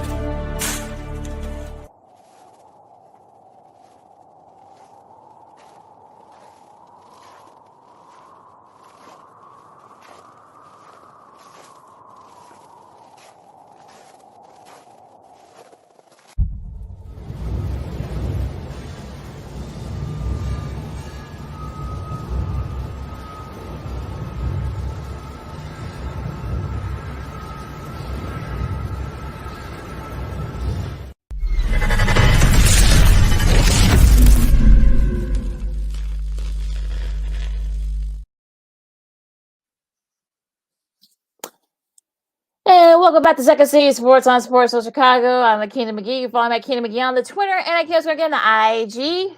You can follow yours truly, Sidney Brown, on the Twitter, X, and the IG at CK80. Once again, at CK80, that's SIDKID80. That's SIDKID80. We have less than a half hour left of this extraordinary program we call the Sports Talk Radio Show. If you have any questions or comments for us, especially now, we're going to talk that hockey since the 2023-2024 season. I don't want to say tip off tomorrow, but it kicks off tomorrow. You can go to Sports Zone Chicago's Facebook page or write Sports Zone Chicago on YouTube. Type in those questions or comments in the comment section. Lakeena will get them up on the screen for you. All right. So one of the things that we wanted to do and we were doing just that throughout this this year so far, is bringing in new people and just new friends. So we got a new friend coming up right now. You can follow her and listen to her as she does write articles for the Blackhawks and the rest of the NHL as well. Also on the hockey writers. She is the one, the only, the lovely Miss Brooke Laforno. Brooke, how are you? Hi guys, I'm doing well. Thanks for having me. No problem, no problem. Now, how excited are you for the Blackhawks? I don't think I've been this jazzed up for the Hawk season in quite some time, in the last few years, I think. Yeah, I'm with you. I'm pretty excited. I think the last couple years, I think most people were pretty apathetic about the team because you could tell there was just kind of nothing there. There wasn't really a lot to look forward to. I mean, you could see maybe signs with draft picks and stuff, but you wanted to see kind of the progress there. So I'm really excited. I think with Connor Bedard and all their draft picks, and especially the people they brought in this year, I think it'll be fun. I don't think they'll be very good. I mean, good enough to be a playoff team, but I think they'll be watchable. And I think that's what people want, just for them to be entertaining. Yeah, to go forward, we must go back, Brooke. Where were you when that big announcement was posted that Connor Bedard first of all, when the Blackhawks was announced that the Blackhawks would get the #1 pick, and where were you when Connor Bedard was officially named a Blackhawk in that 2023 NHL draft? I was actually in my living room during the draft lottery, and what's funny was I was pretty convinced that they would probably get 4th or 5th. I think that's where their odds were. So I really wasn't expecting much. And then I think it was just a bunch of when they were like, and the Blackhawks won the draft lottery, it was like, oh my gosh, it was insane. I will probably never forget that night. It was just so much fun. And then same thing when the Blackhawks drafted him. I was watching it from my living room, and I think we were all just waiting for them to say, oh, the Blackhawks select Connor Bedard. So I think both nights were really, really fun. I think as a writer or even as a fan of the team, those are just things you just will remember for, I think, forever. Yeah, and he seems like a very engaging young man, kind of very even keel. I mean, I think when someone walked on the Indian head in the locker room, he kind of gave you people saw it. I'm sure you all saw it. You kind of gave a weird look. I'd be like, you're doing that. So he's learning pretty quick. Kind of the ropes of how they do things down there. So what do you think his ceiling is? I mean, I know again there's going to be a lot of pressure on him. He's going to be on national television tomorrow. So what do you think? I think he seems like kind of got that'll handle all the attention that's being thrown at him. So I'm kind of on the side of I'm not expecting him to come out and score 100 points in his first season. I think some expectations for him are way too out there, maybe too much pressure even for him, even though he's fantastic. But I think I said on one of my shows that I thought that a Matty Beniers ceiling being 57 points was at least max. I think, of course, he's capable of way more, but I could see him hitting probably that 57, close to 60, and like I said, probably even higher. But like I said, with him, I'd be happy if he finished the season even with 5 points. I really wouldn't care. I'd just be happy to watch him. I'm just, like I said, I think his ceiling is really high, but like I said, I'm just looking forward to watching him, no matter what that looks like. With a star potential superstar like Connor Bedard, you have to surround yourself with the veterans. I know many Blackhawks fans are upset that they brought in Corey Perry, of course, from the Tampa Bay Lightning, of course, his days from the Anaheim Ducks. Of course, they brought in Taylor Hall as well. Talk to us about the importance of those two veterans getting Ms. Bedard set for a routine to play in the NHL. I think they're super important. I think they talk even in the NHL just in general about how important veterans are. And I think a lot of people sometimes even with the Blackhawks and all their exciting prospects, people are I really want to see the prospects, and that's fine. But for right now, obviously you can see how important the veterans are. I think even Taylor Hall, I think is super important. He's a former #1 overall pick. He understands Connor Bedard. He understands the pressure. He knows kind of what's going on. And obviously he's a former MVP, knows the game very well, very good player. Everyone really loves to play with him. They seem like they really enjoy playing together. Same with Corey Perry. He's beloved everywhere he's been, I think, so far, even though as a Blackhawks fan, I think some Blackhawk fans probably didn't like him very much when he was on Anaheim there. But I mean, his resume speaks for itself. The players love him, players respect him, and he's been one of probably their most productive players even in the preseason. So I say I really like their veteran presence this year, even with Tyler Johnson and Nick Foligno and Jason Dickinson. I think they got a really kind of solid core for this year. So Connor Bedard will have a lot to learn from and a lot of people to lean on too. What about head coach Luke Richardson? I mean, we saw some of the fights they got into back in the day. He was definitely a bruiser, but actually been pretty solid, especially from the place that they were a couple of years ago. He's been kind of like the guy that's sort of like keeping everything kind of like in check. How do you think he's gonna be coaching someone like Bedard? Actually, this whole team all together, can they try to at least have like the groundwork to make that next step? Yeah, I'm a big fan of Luke Richardson. I didn't know what to think when they first hired him. But I didn't really know much about him, to be fair. But I really do like what he's done so far with the team. Obviously, you could tell the players play hard for him. Even last year, they were not good, but they were competitive most nights. And that's what you want to see, even from a team that struggles. And I think Patrick Kane kind of described him as like he never gets too high or too low. Like he's pretty even keeled. And obviously I think the players respond well to that. And even with Connor Bedard, I think like he had mentioned something about like, I want to make sure Connor Bedard's having fun. Like Connor Bedard takes the game very seriously and he's very passionate and he wants to do well, but he wants to make sure he's also having fun. So I do think I really like his influence a lot. And I think that will be really important to this team going forward. I don't know, in my mind, I don't know if they're going to keep Luke Richardson when they're actually Stanley Cup contenders. I have no clue what they're going to do, though, or if he's just more of a development coach for right now to kind of get that team to the next level. But for right now, I think he's doing a great job. And I think, like I said, this year especially will be really important to the team.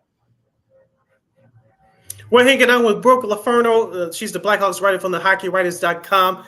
On the Monday edition of Second City Sports on Sports on Chicago. Sidney Lakeena hanging out here with you, previewing the upcoming 2023-2024 season for our Chicago Blackhawks.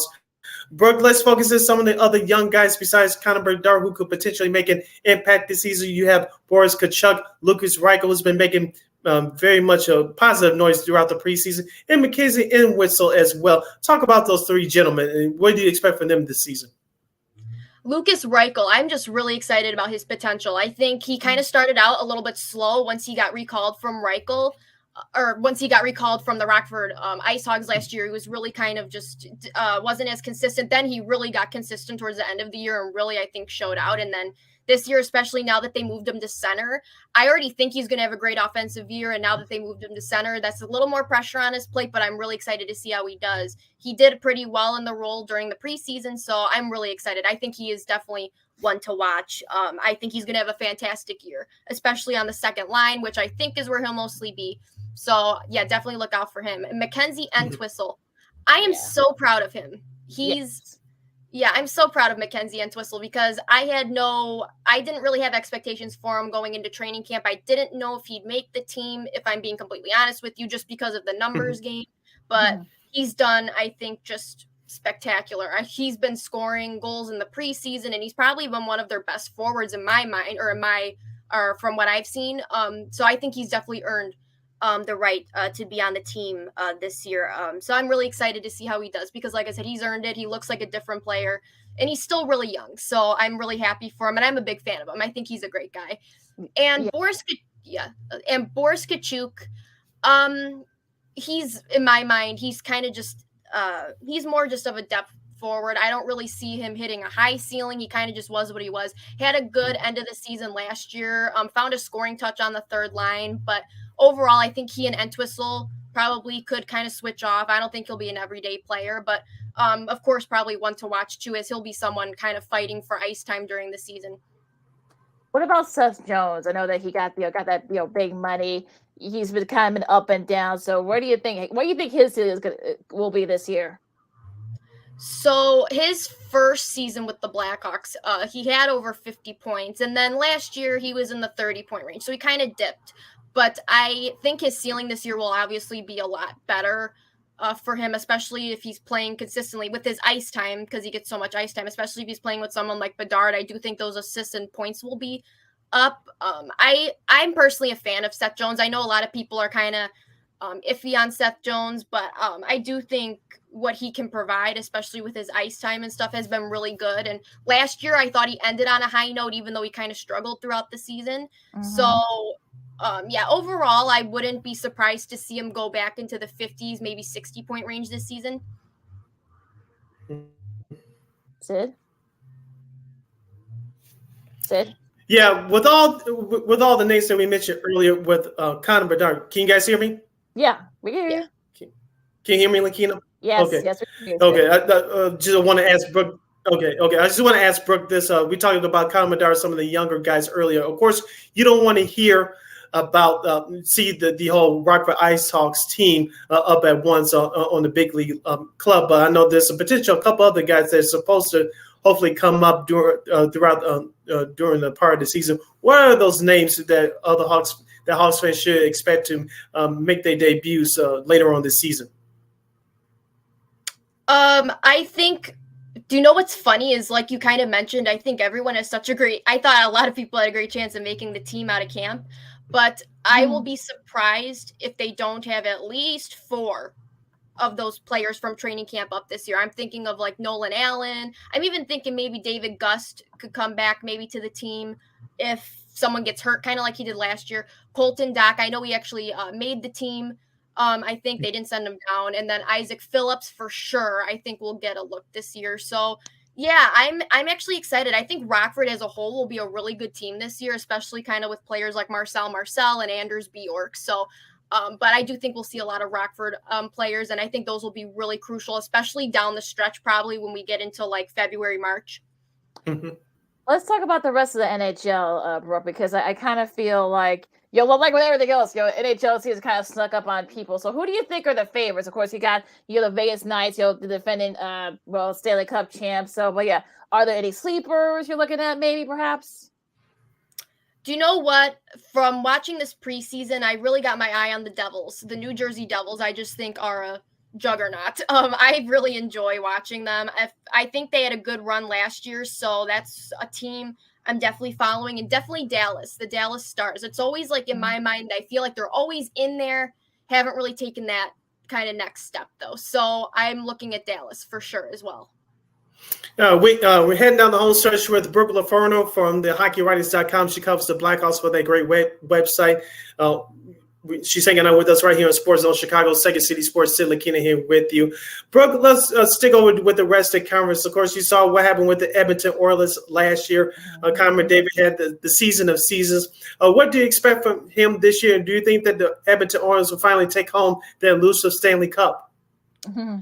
Oh my gosh. You know what? I don't see them winning the Stanley Cup this year. They're like one team, I think, that they have all the star power in the world, but they can't figure out their defense or their goaltending. And I think that's what I think they're actually a pretty good example to the league, that you can have the top scorers in the league, but it doesn't mean nothing if you don't have a complete team. It's a team sport for a reason. So I think they'll be competitive for the Stanley Cup this year, obviously with Connor McDavid and Leon Draisaitl and stuff, but I don't see them winning the cup this year.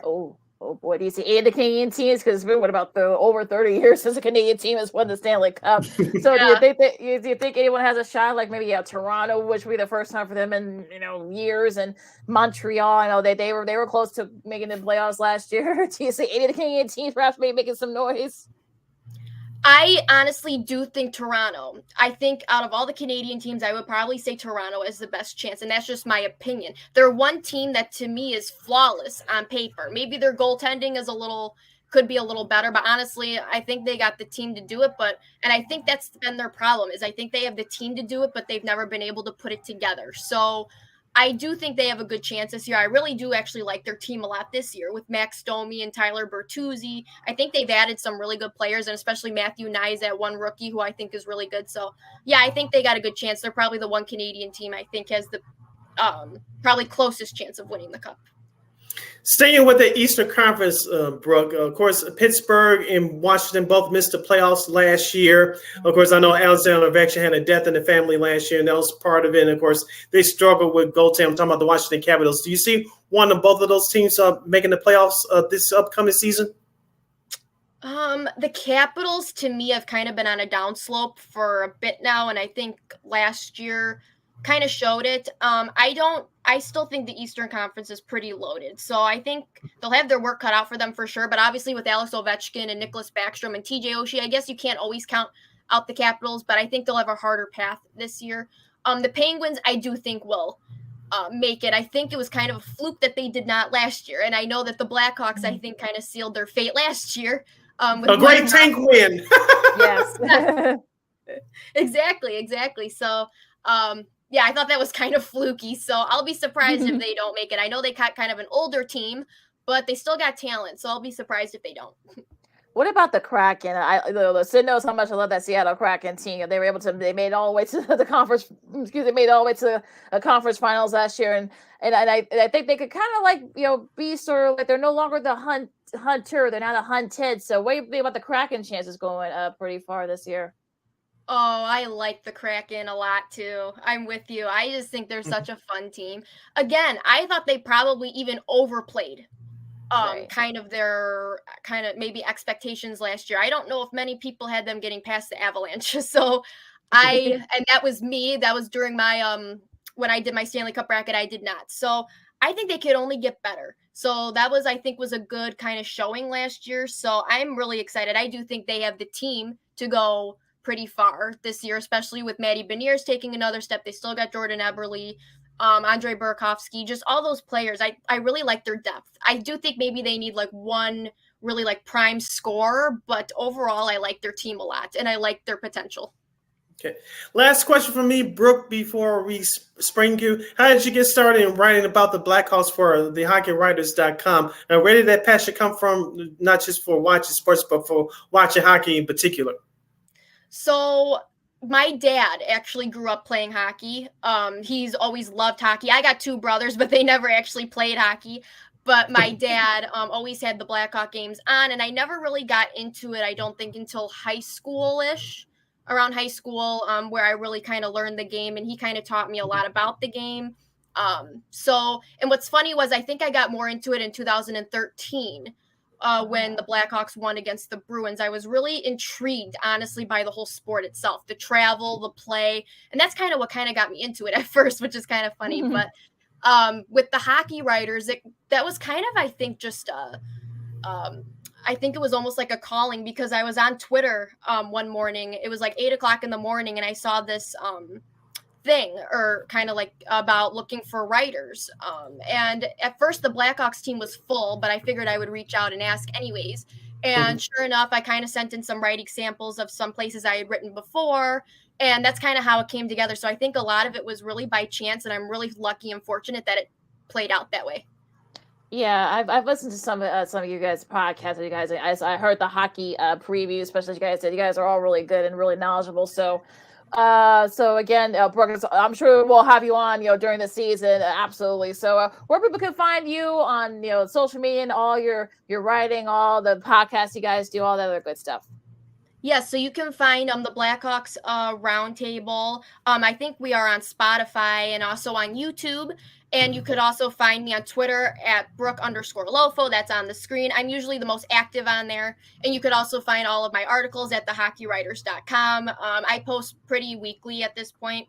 So, and especially this year, we'll have a lot of content. So if you want to follow my content, that's where you can find me. All right, as Lakeena mentioned, we'll have you on throughout the season, tracking Connor Bedard's progress as he begins this new journey on his hopefully a successful NHL career, and hopefully he ends it with a couple of Stanley Cups in a Blackhawks uniform. Of course, the Blackhawks will kick off their season tomorrow night as they take on the Pittsburgh Penguins on the road in the Steel City. That's at 7:00 Central Standard Time on ESPN. Brooke will be following you all season long. As Lakeena said, we'll have you on this program throughout the season.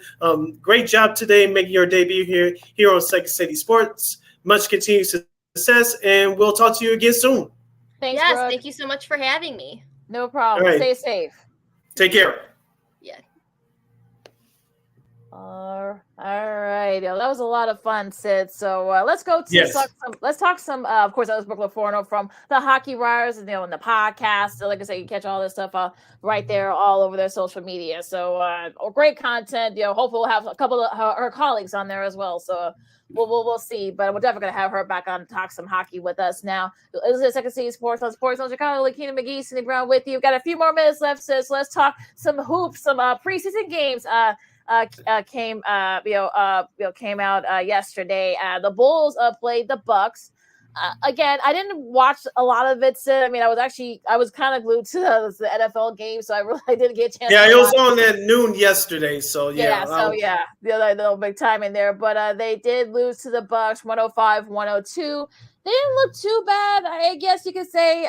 P. Will had 13 points. Kobe White got the starting lineup. He had 14 points with 8 for 10 from the field.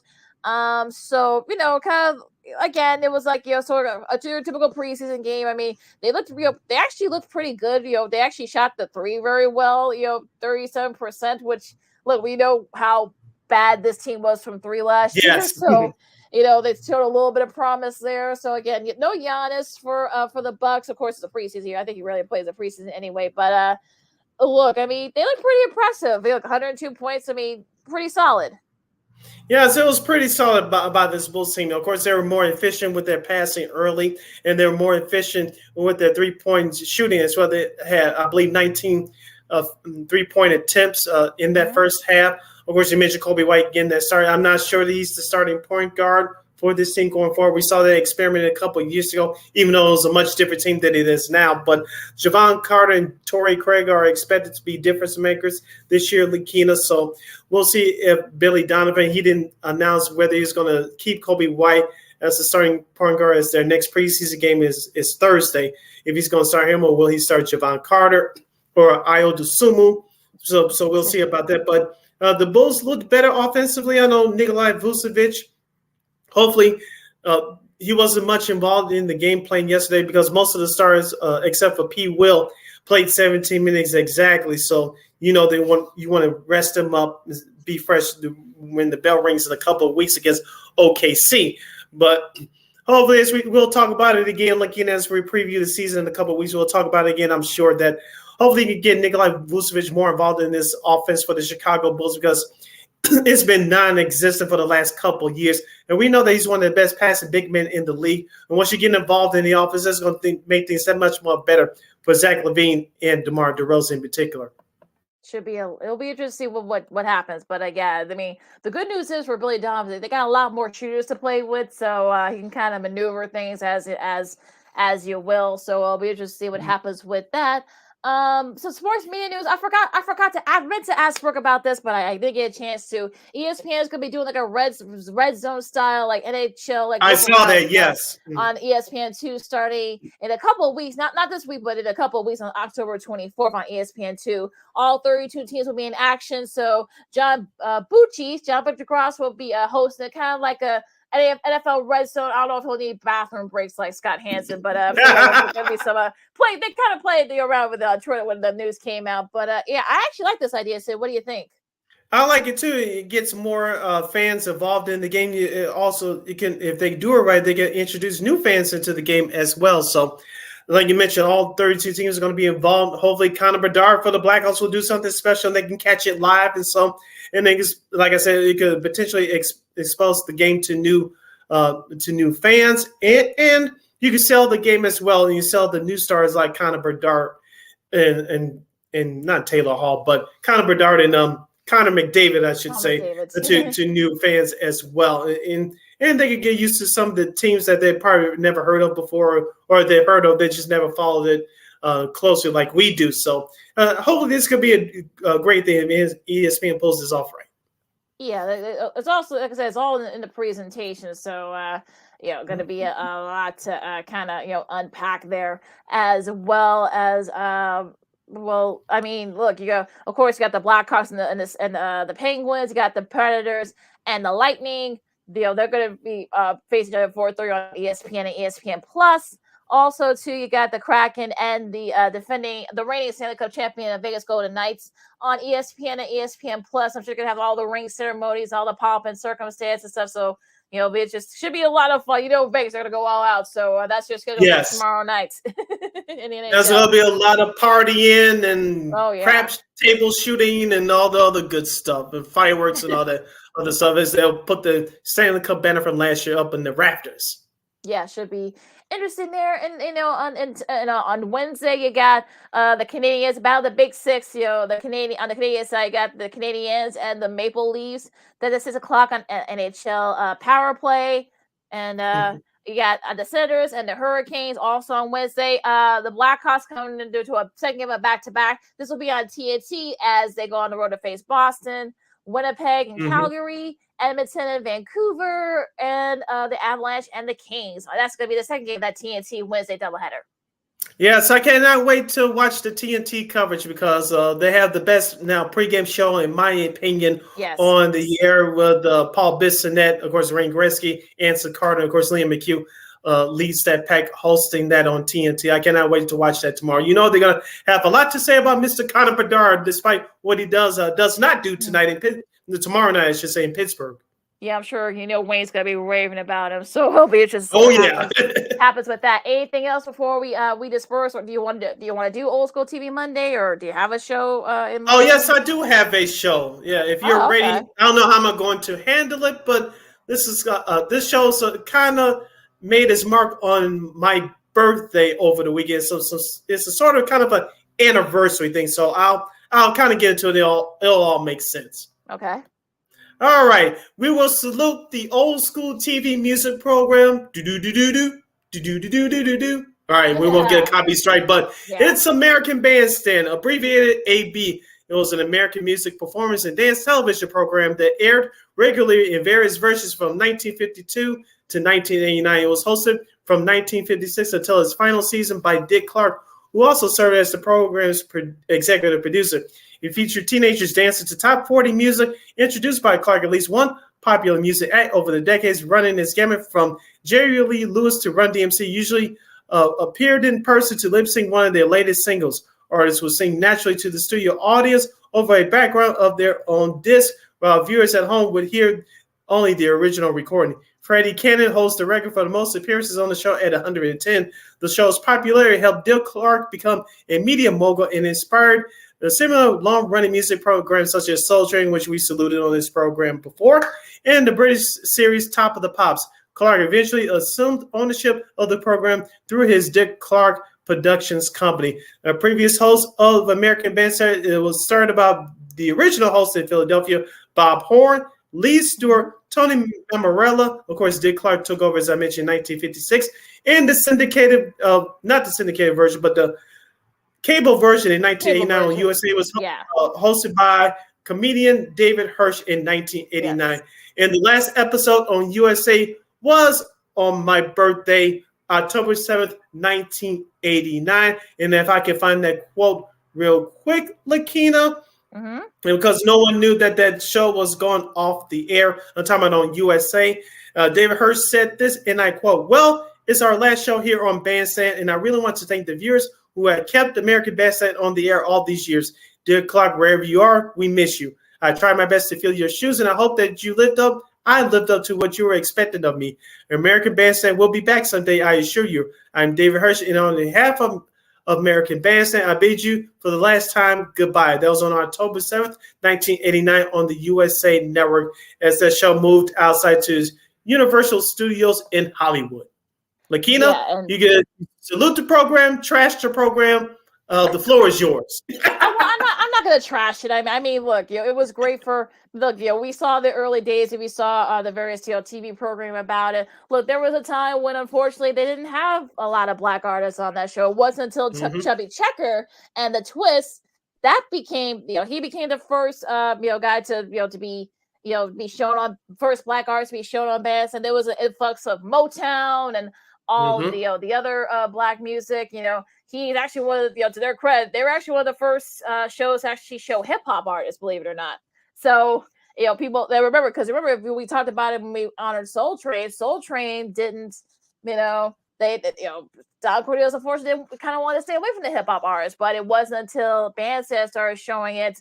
Then Soul Train started showing it, and also the very artists from yesteryear. Of course, you had the Everly Brothers, Rick Nelson, all the way to the more contemporary stuff like Aerosmith and the Jacksons, of course. So they definitely one of the highest rated episodes ever. 1979.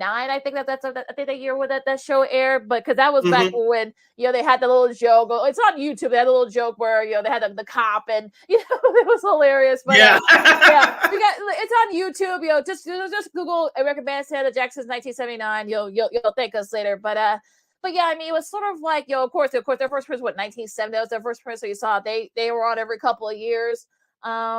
So yeah, I mean, you kind of saw all the artists and whatnot. You saw how all the dancers kind of evolved. You saw more, diversity and whatnot. So yeah, so I think Dick Clark. Look. I mean, he said it, in various interviews over the years, until of course, sadly, his stroke and such. He said, look, he kind of evolved with the music and whatnot. And look, they did what they could on the USA, but it just wasn't the same. They stayed on for another 13 years before it ended. But look, for what it was on ABC, it was a Saturday staple.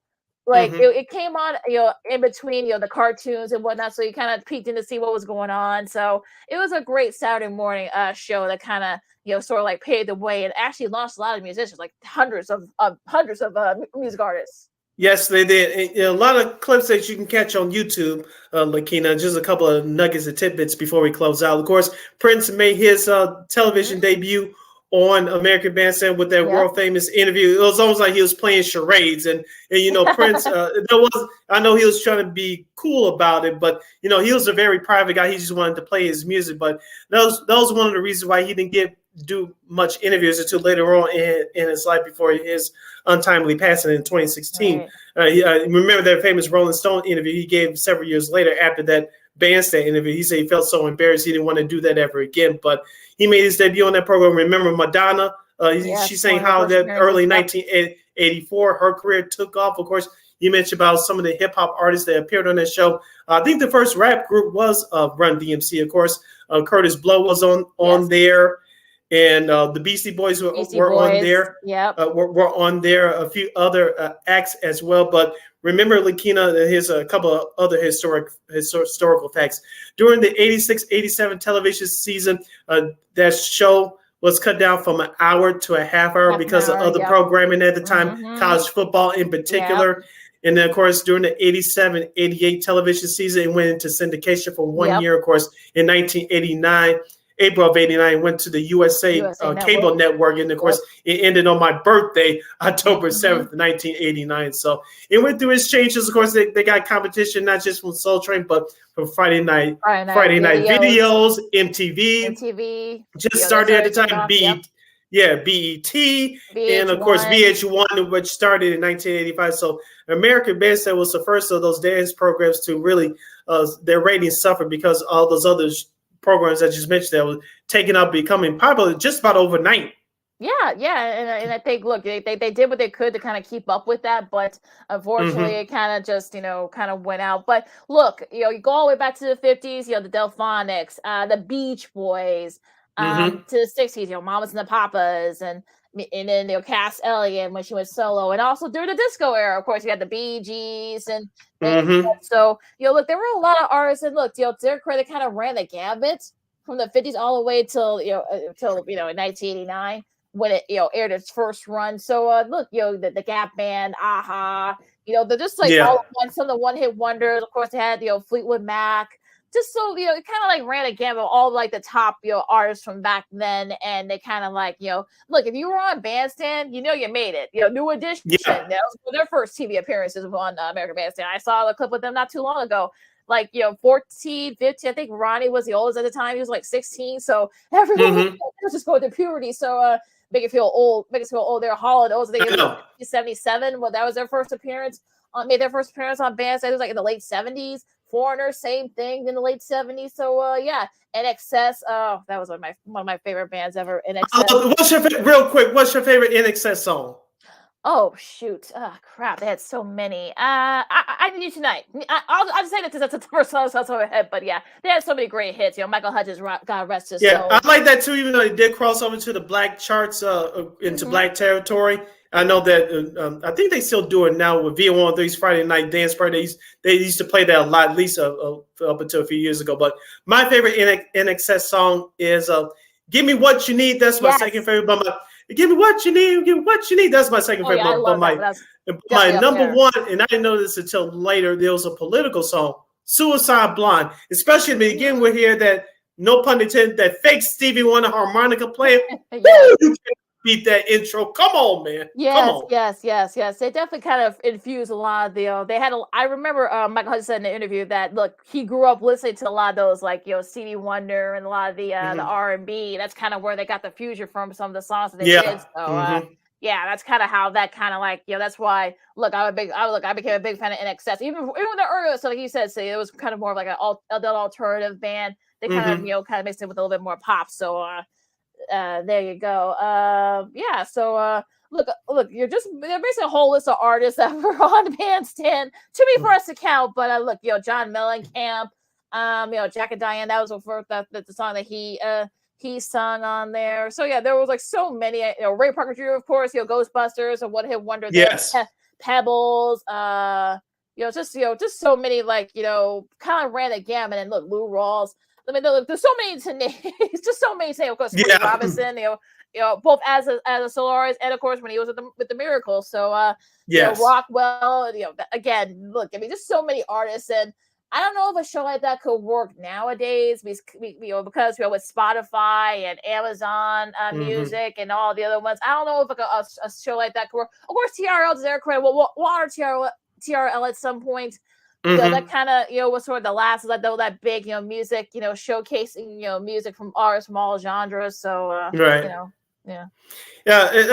One last thing before we close out. Like, and I don't know if you watched this, but I know some of the episodes are on YouTube. But do you remember for those 2 years in the mid '90s that Dick Clark he signed on to air some of those episodes on VH1? But if you remember, he didn't show the whole hour. He showed he only showed the performances, rated record, rated record. And I forgot something else he did, but it was cut down from an hour to a half hour. Yeah. And he showed the performances who was on for that episode, and he did rated record. You remember that famous line from rated record from all those kids? It's a nice beat. You can dance to it. Yep. So yeah. I mean, look, you kind of evolved through all that. So yeah. I mean, look, like you said, a lot of those episodes are on YouTube. Some of them. I think you gotta go like really. I'm hoping that at some point, of course, we're dealing with copyright and stuff like that, so we probably won't see a lot of the episodes on like Pluto TV or whatever. But it'll be nice to see. I mean, look, you can kind of do genres, I guess. Before there were stars like Madonna and LL Cool J and those folks. He made his debut on Bandstand as well. Talking about Cool J, and then he did his debut later that year in '86 on Soul Train. Yep. Yes, he did. That was like he appeared on a Bandstand first before Soul Train, right? Yes, he did. Remember what I said? Dick Clark actually welcomed hip hop artists. Don Cornelius. He didn't play that much during the rest of his show, but like I said, he did bring some of them on. But like we said before when we did Soul Train, Don Cornelius, even though he said he wasn't a fan of it, he started to bring a whole lot of them on through the mid through the late '80s. Of course, the '90s when hip hop became more popular, it exploded. You couldn't name one episode that Don Cornelius didn't have hip hop artists on Soul Train. Now I know we got Boogie and Get Up Out of Here, but one more quick nugget, looking. I saw this in one of the comment sections, one of the clips on YouTube. But Dick Clark actually had a 3-year contract on the table from ABC, and I did some research myself. That the year that he went into syndication in 1987, the 87-88 television season, ABC had a 3-year contract waiting for him to sign. But they told him that they would keep the show at a half hour. He said, "No, I want my hour back." That's why he went into syndication in the fall of '87. So he could have stayed on ABC until 1990, but he said, "No, I want my show for an hour." And he said, "No, I'll leave that contract on the table." Yeah, which I can't say I blame him because there wasn't a lot. I mean, you could do for that half an hour. So like the show was over. But of course, like you said, I mean, the other program, of course, they had other shows. Of course, college football, was a staple at 11 a.m. our time. That time, like it is now. Yep, it still is. So I mean, look, I kind of don't blame him for I'm sure he probably made a little less money when they went to USA. I'm talking about Bandstand, but I can understand why he wanted to have that whole hour. So I probably would have done the same thing if I were him. So you can check out all the American Bandstand. Well, some of them on YouTube. Hopefully, at some point, you can catch them on Pluto TV. But like I said, you're dealing with like copyrights and stuff like that. So it may be a while before they'll show any of them. But again, look, check it out on YouTube. A lot of the episodes. Yes, and a couple of those specials too are available on YouTube as well for your consumption. All right, Lakeena, close us out. All right, as we honor the American Bandstand for Old School TV Monday, you follow Lakeena McGee on the Twitter, X, and again on IG. You can follow yours truly, Sidney Brown, on the Twitter, X, and the IG at SidKid80. Once again, it's SidKid80. That's SIDKID80. SIDKID80. I can't talk today. Make sure you follow Sports Zone Chicago on all social media platforms on Facebook, Twitter, X, Instagram, and YouTube. Please download that Sports Zone Chicago app wherever you get your apps. Please subscribe to our podcast, War Media Podcast, WARR Media, PODCASTS. We are on all podcast platforms, including that iHeartRadio app. And while you're at it, please give War Media a follow on all social media platforms on Facebook, Twitter, X, Instagram, and YouTube at WARR Media. And thank you very much in advance for your support. Like, share, subscribe, and tell your friends. We'd like to thank Miss Brooke LaForna from thehockeywriters.com. She covers the Blackhawks for their great website. Make sure you support her. Follow her on all social media platforms and go to thehockeywriters.com to catch her content and all the other great writers from that website covering all 32 teams from the NHL. And catch Second City Sports every Monday, every Friday, live in the living color from noon to 2 p.m. Central Standard Time, exclusively on Sports Zone Chicago. One more again, as the kids would say. Catch Second City Sports live in the living color every Monday, every Friday from noon to 2 p.m. Central Standard Time, exclusively right here on Sports Zone Chicago. And, of course, you can catch Sports Zone Chicago anytime, anywhere on Roku TV. Again, Roku!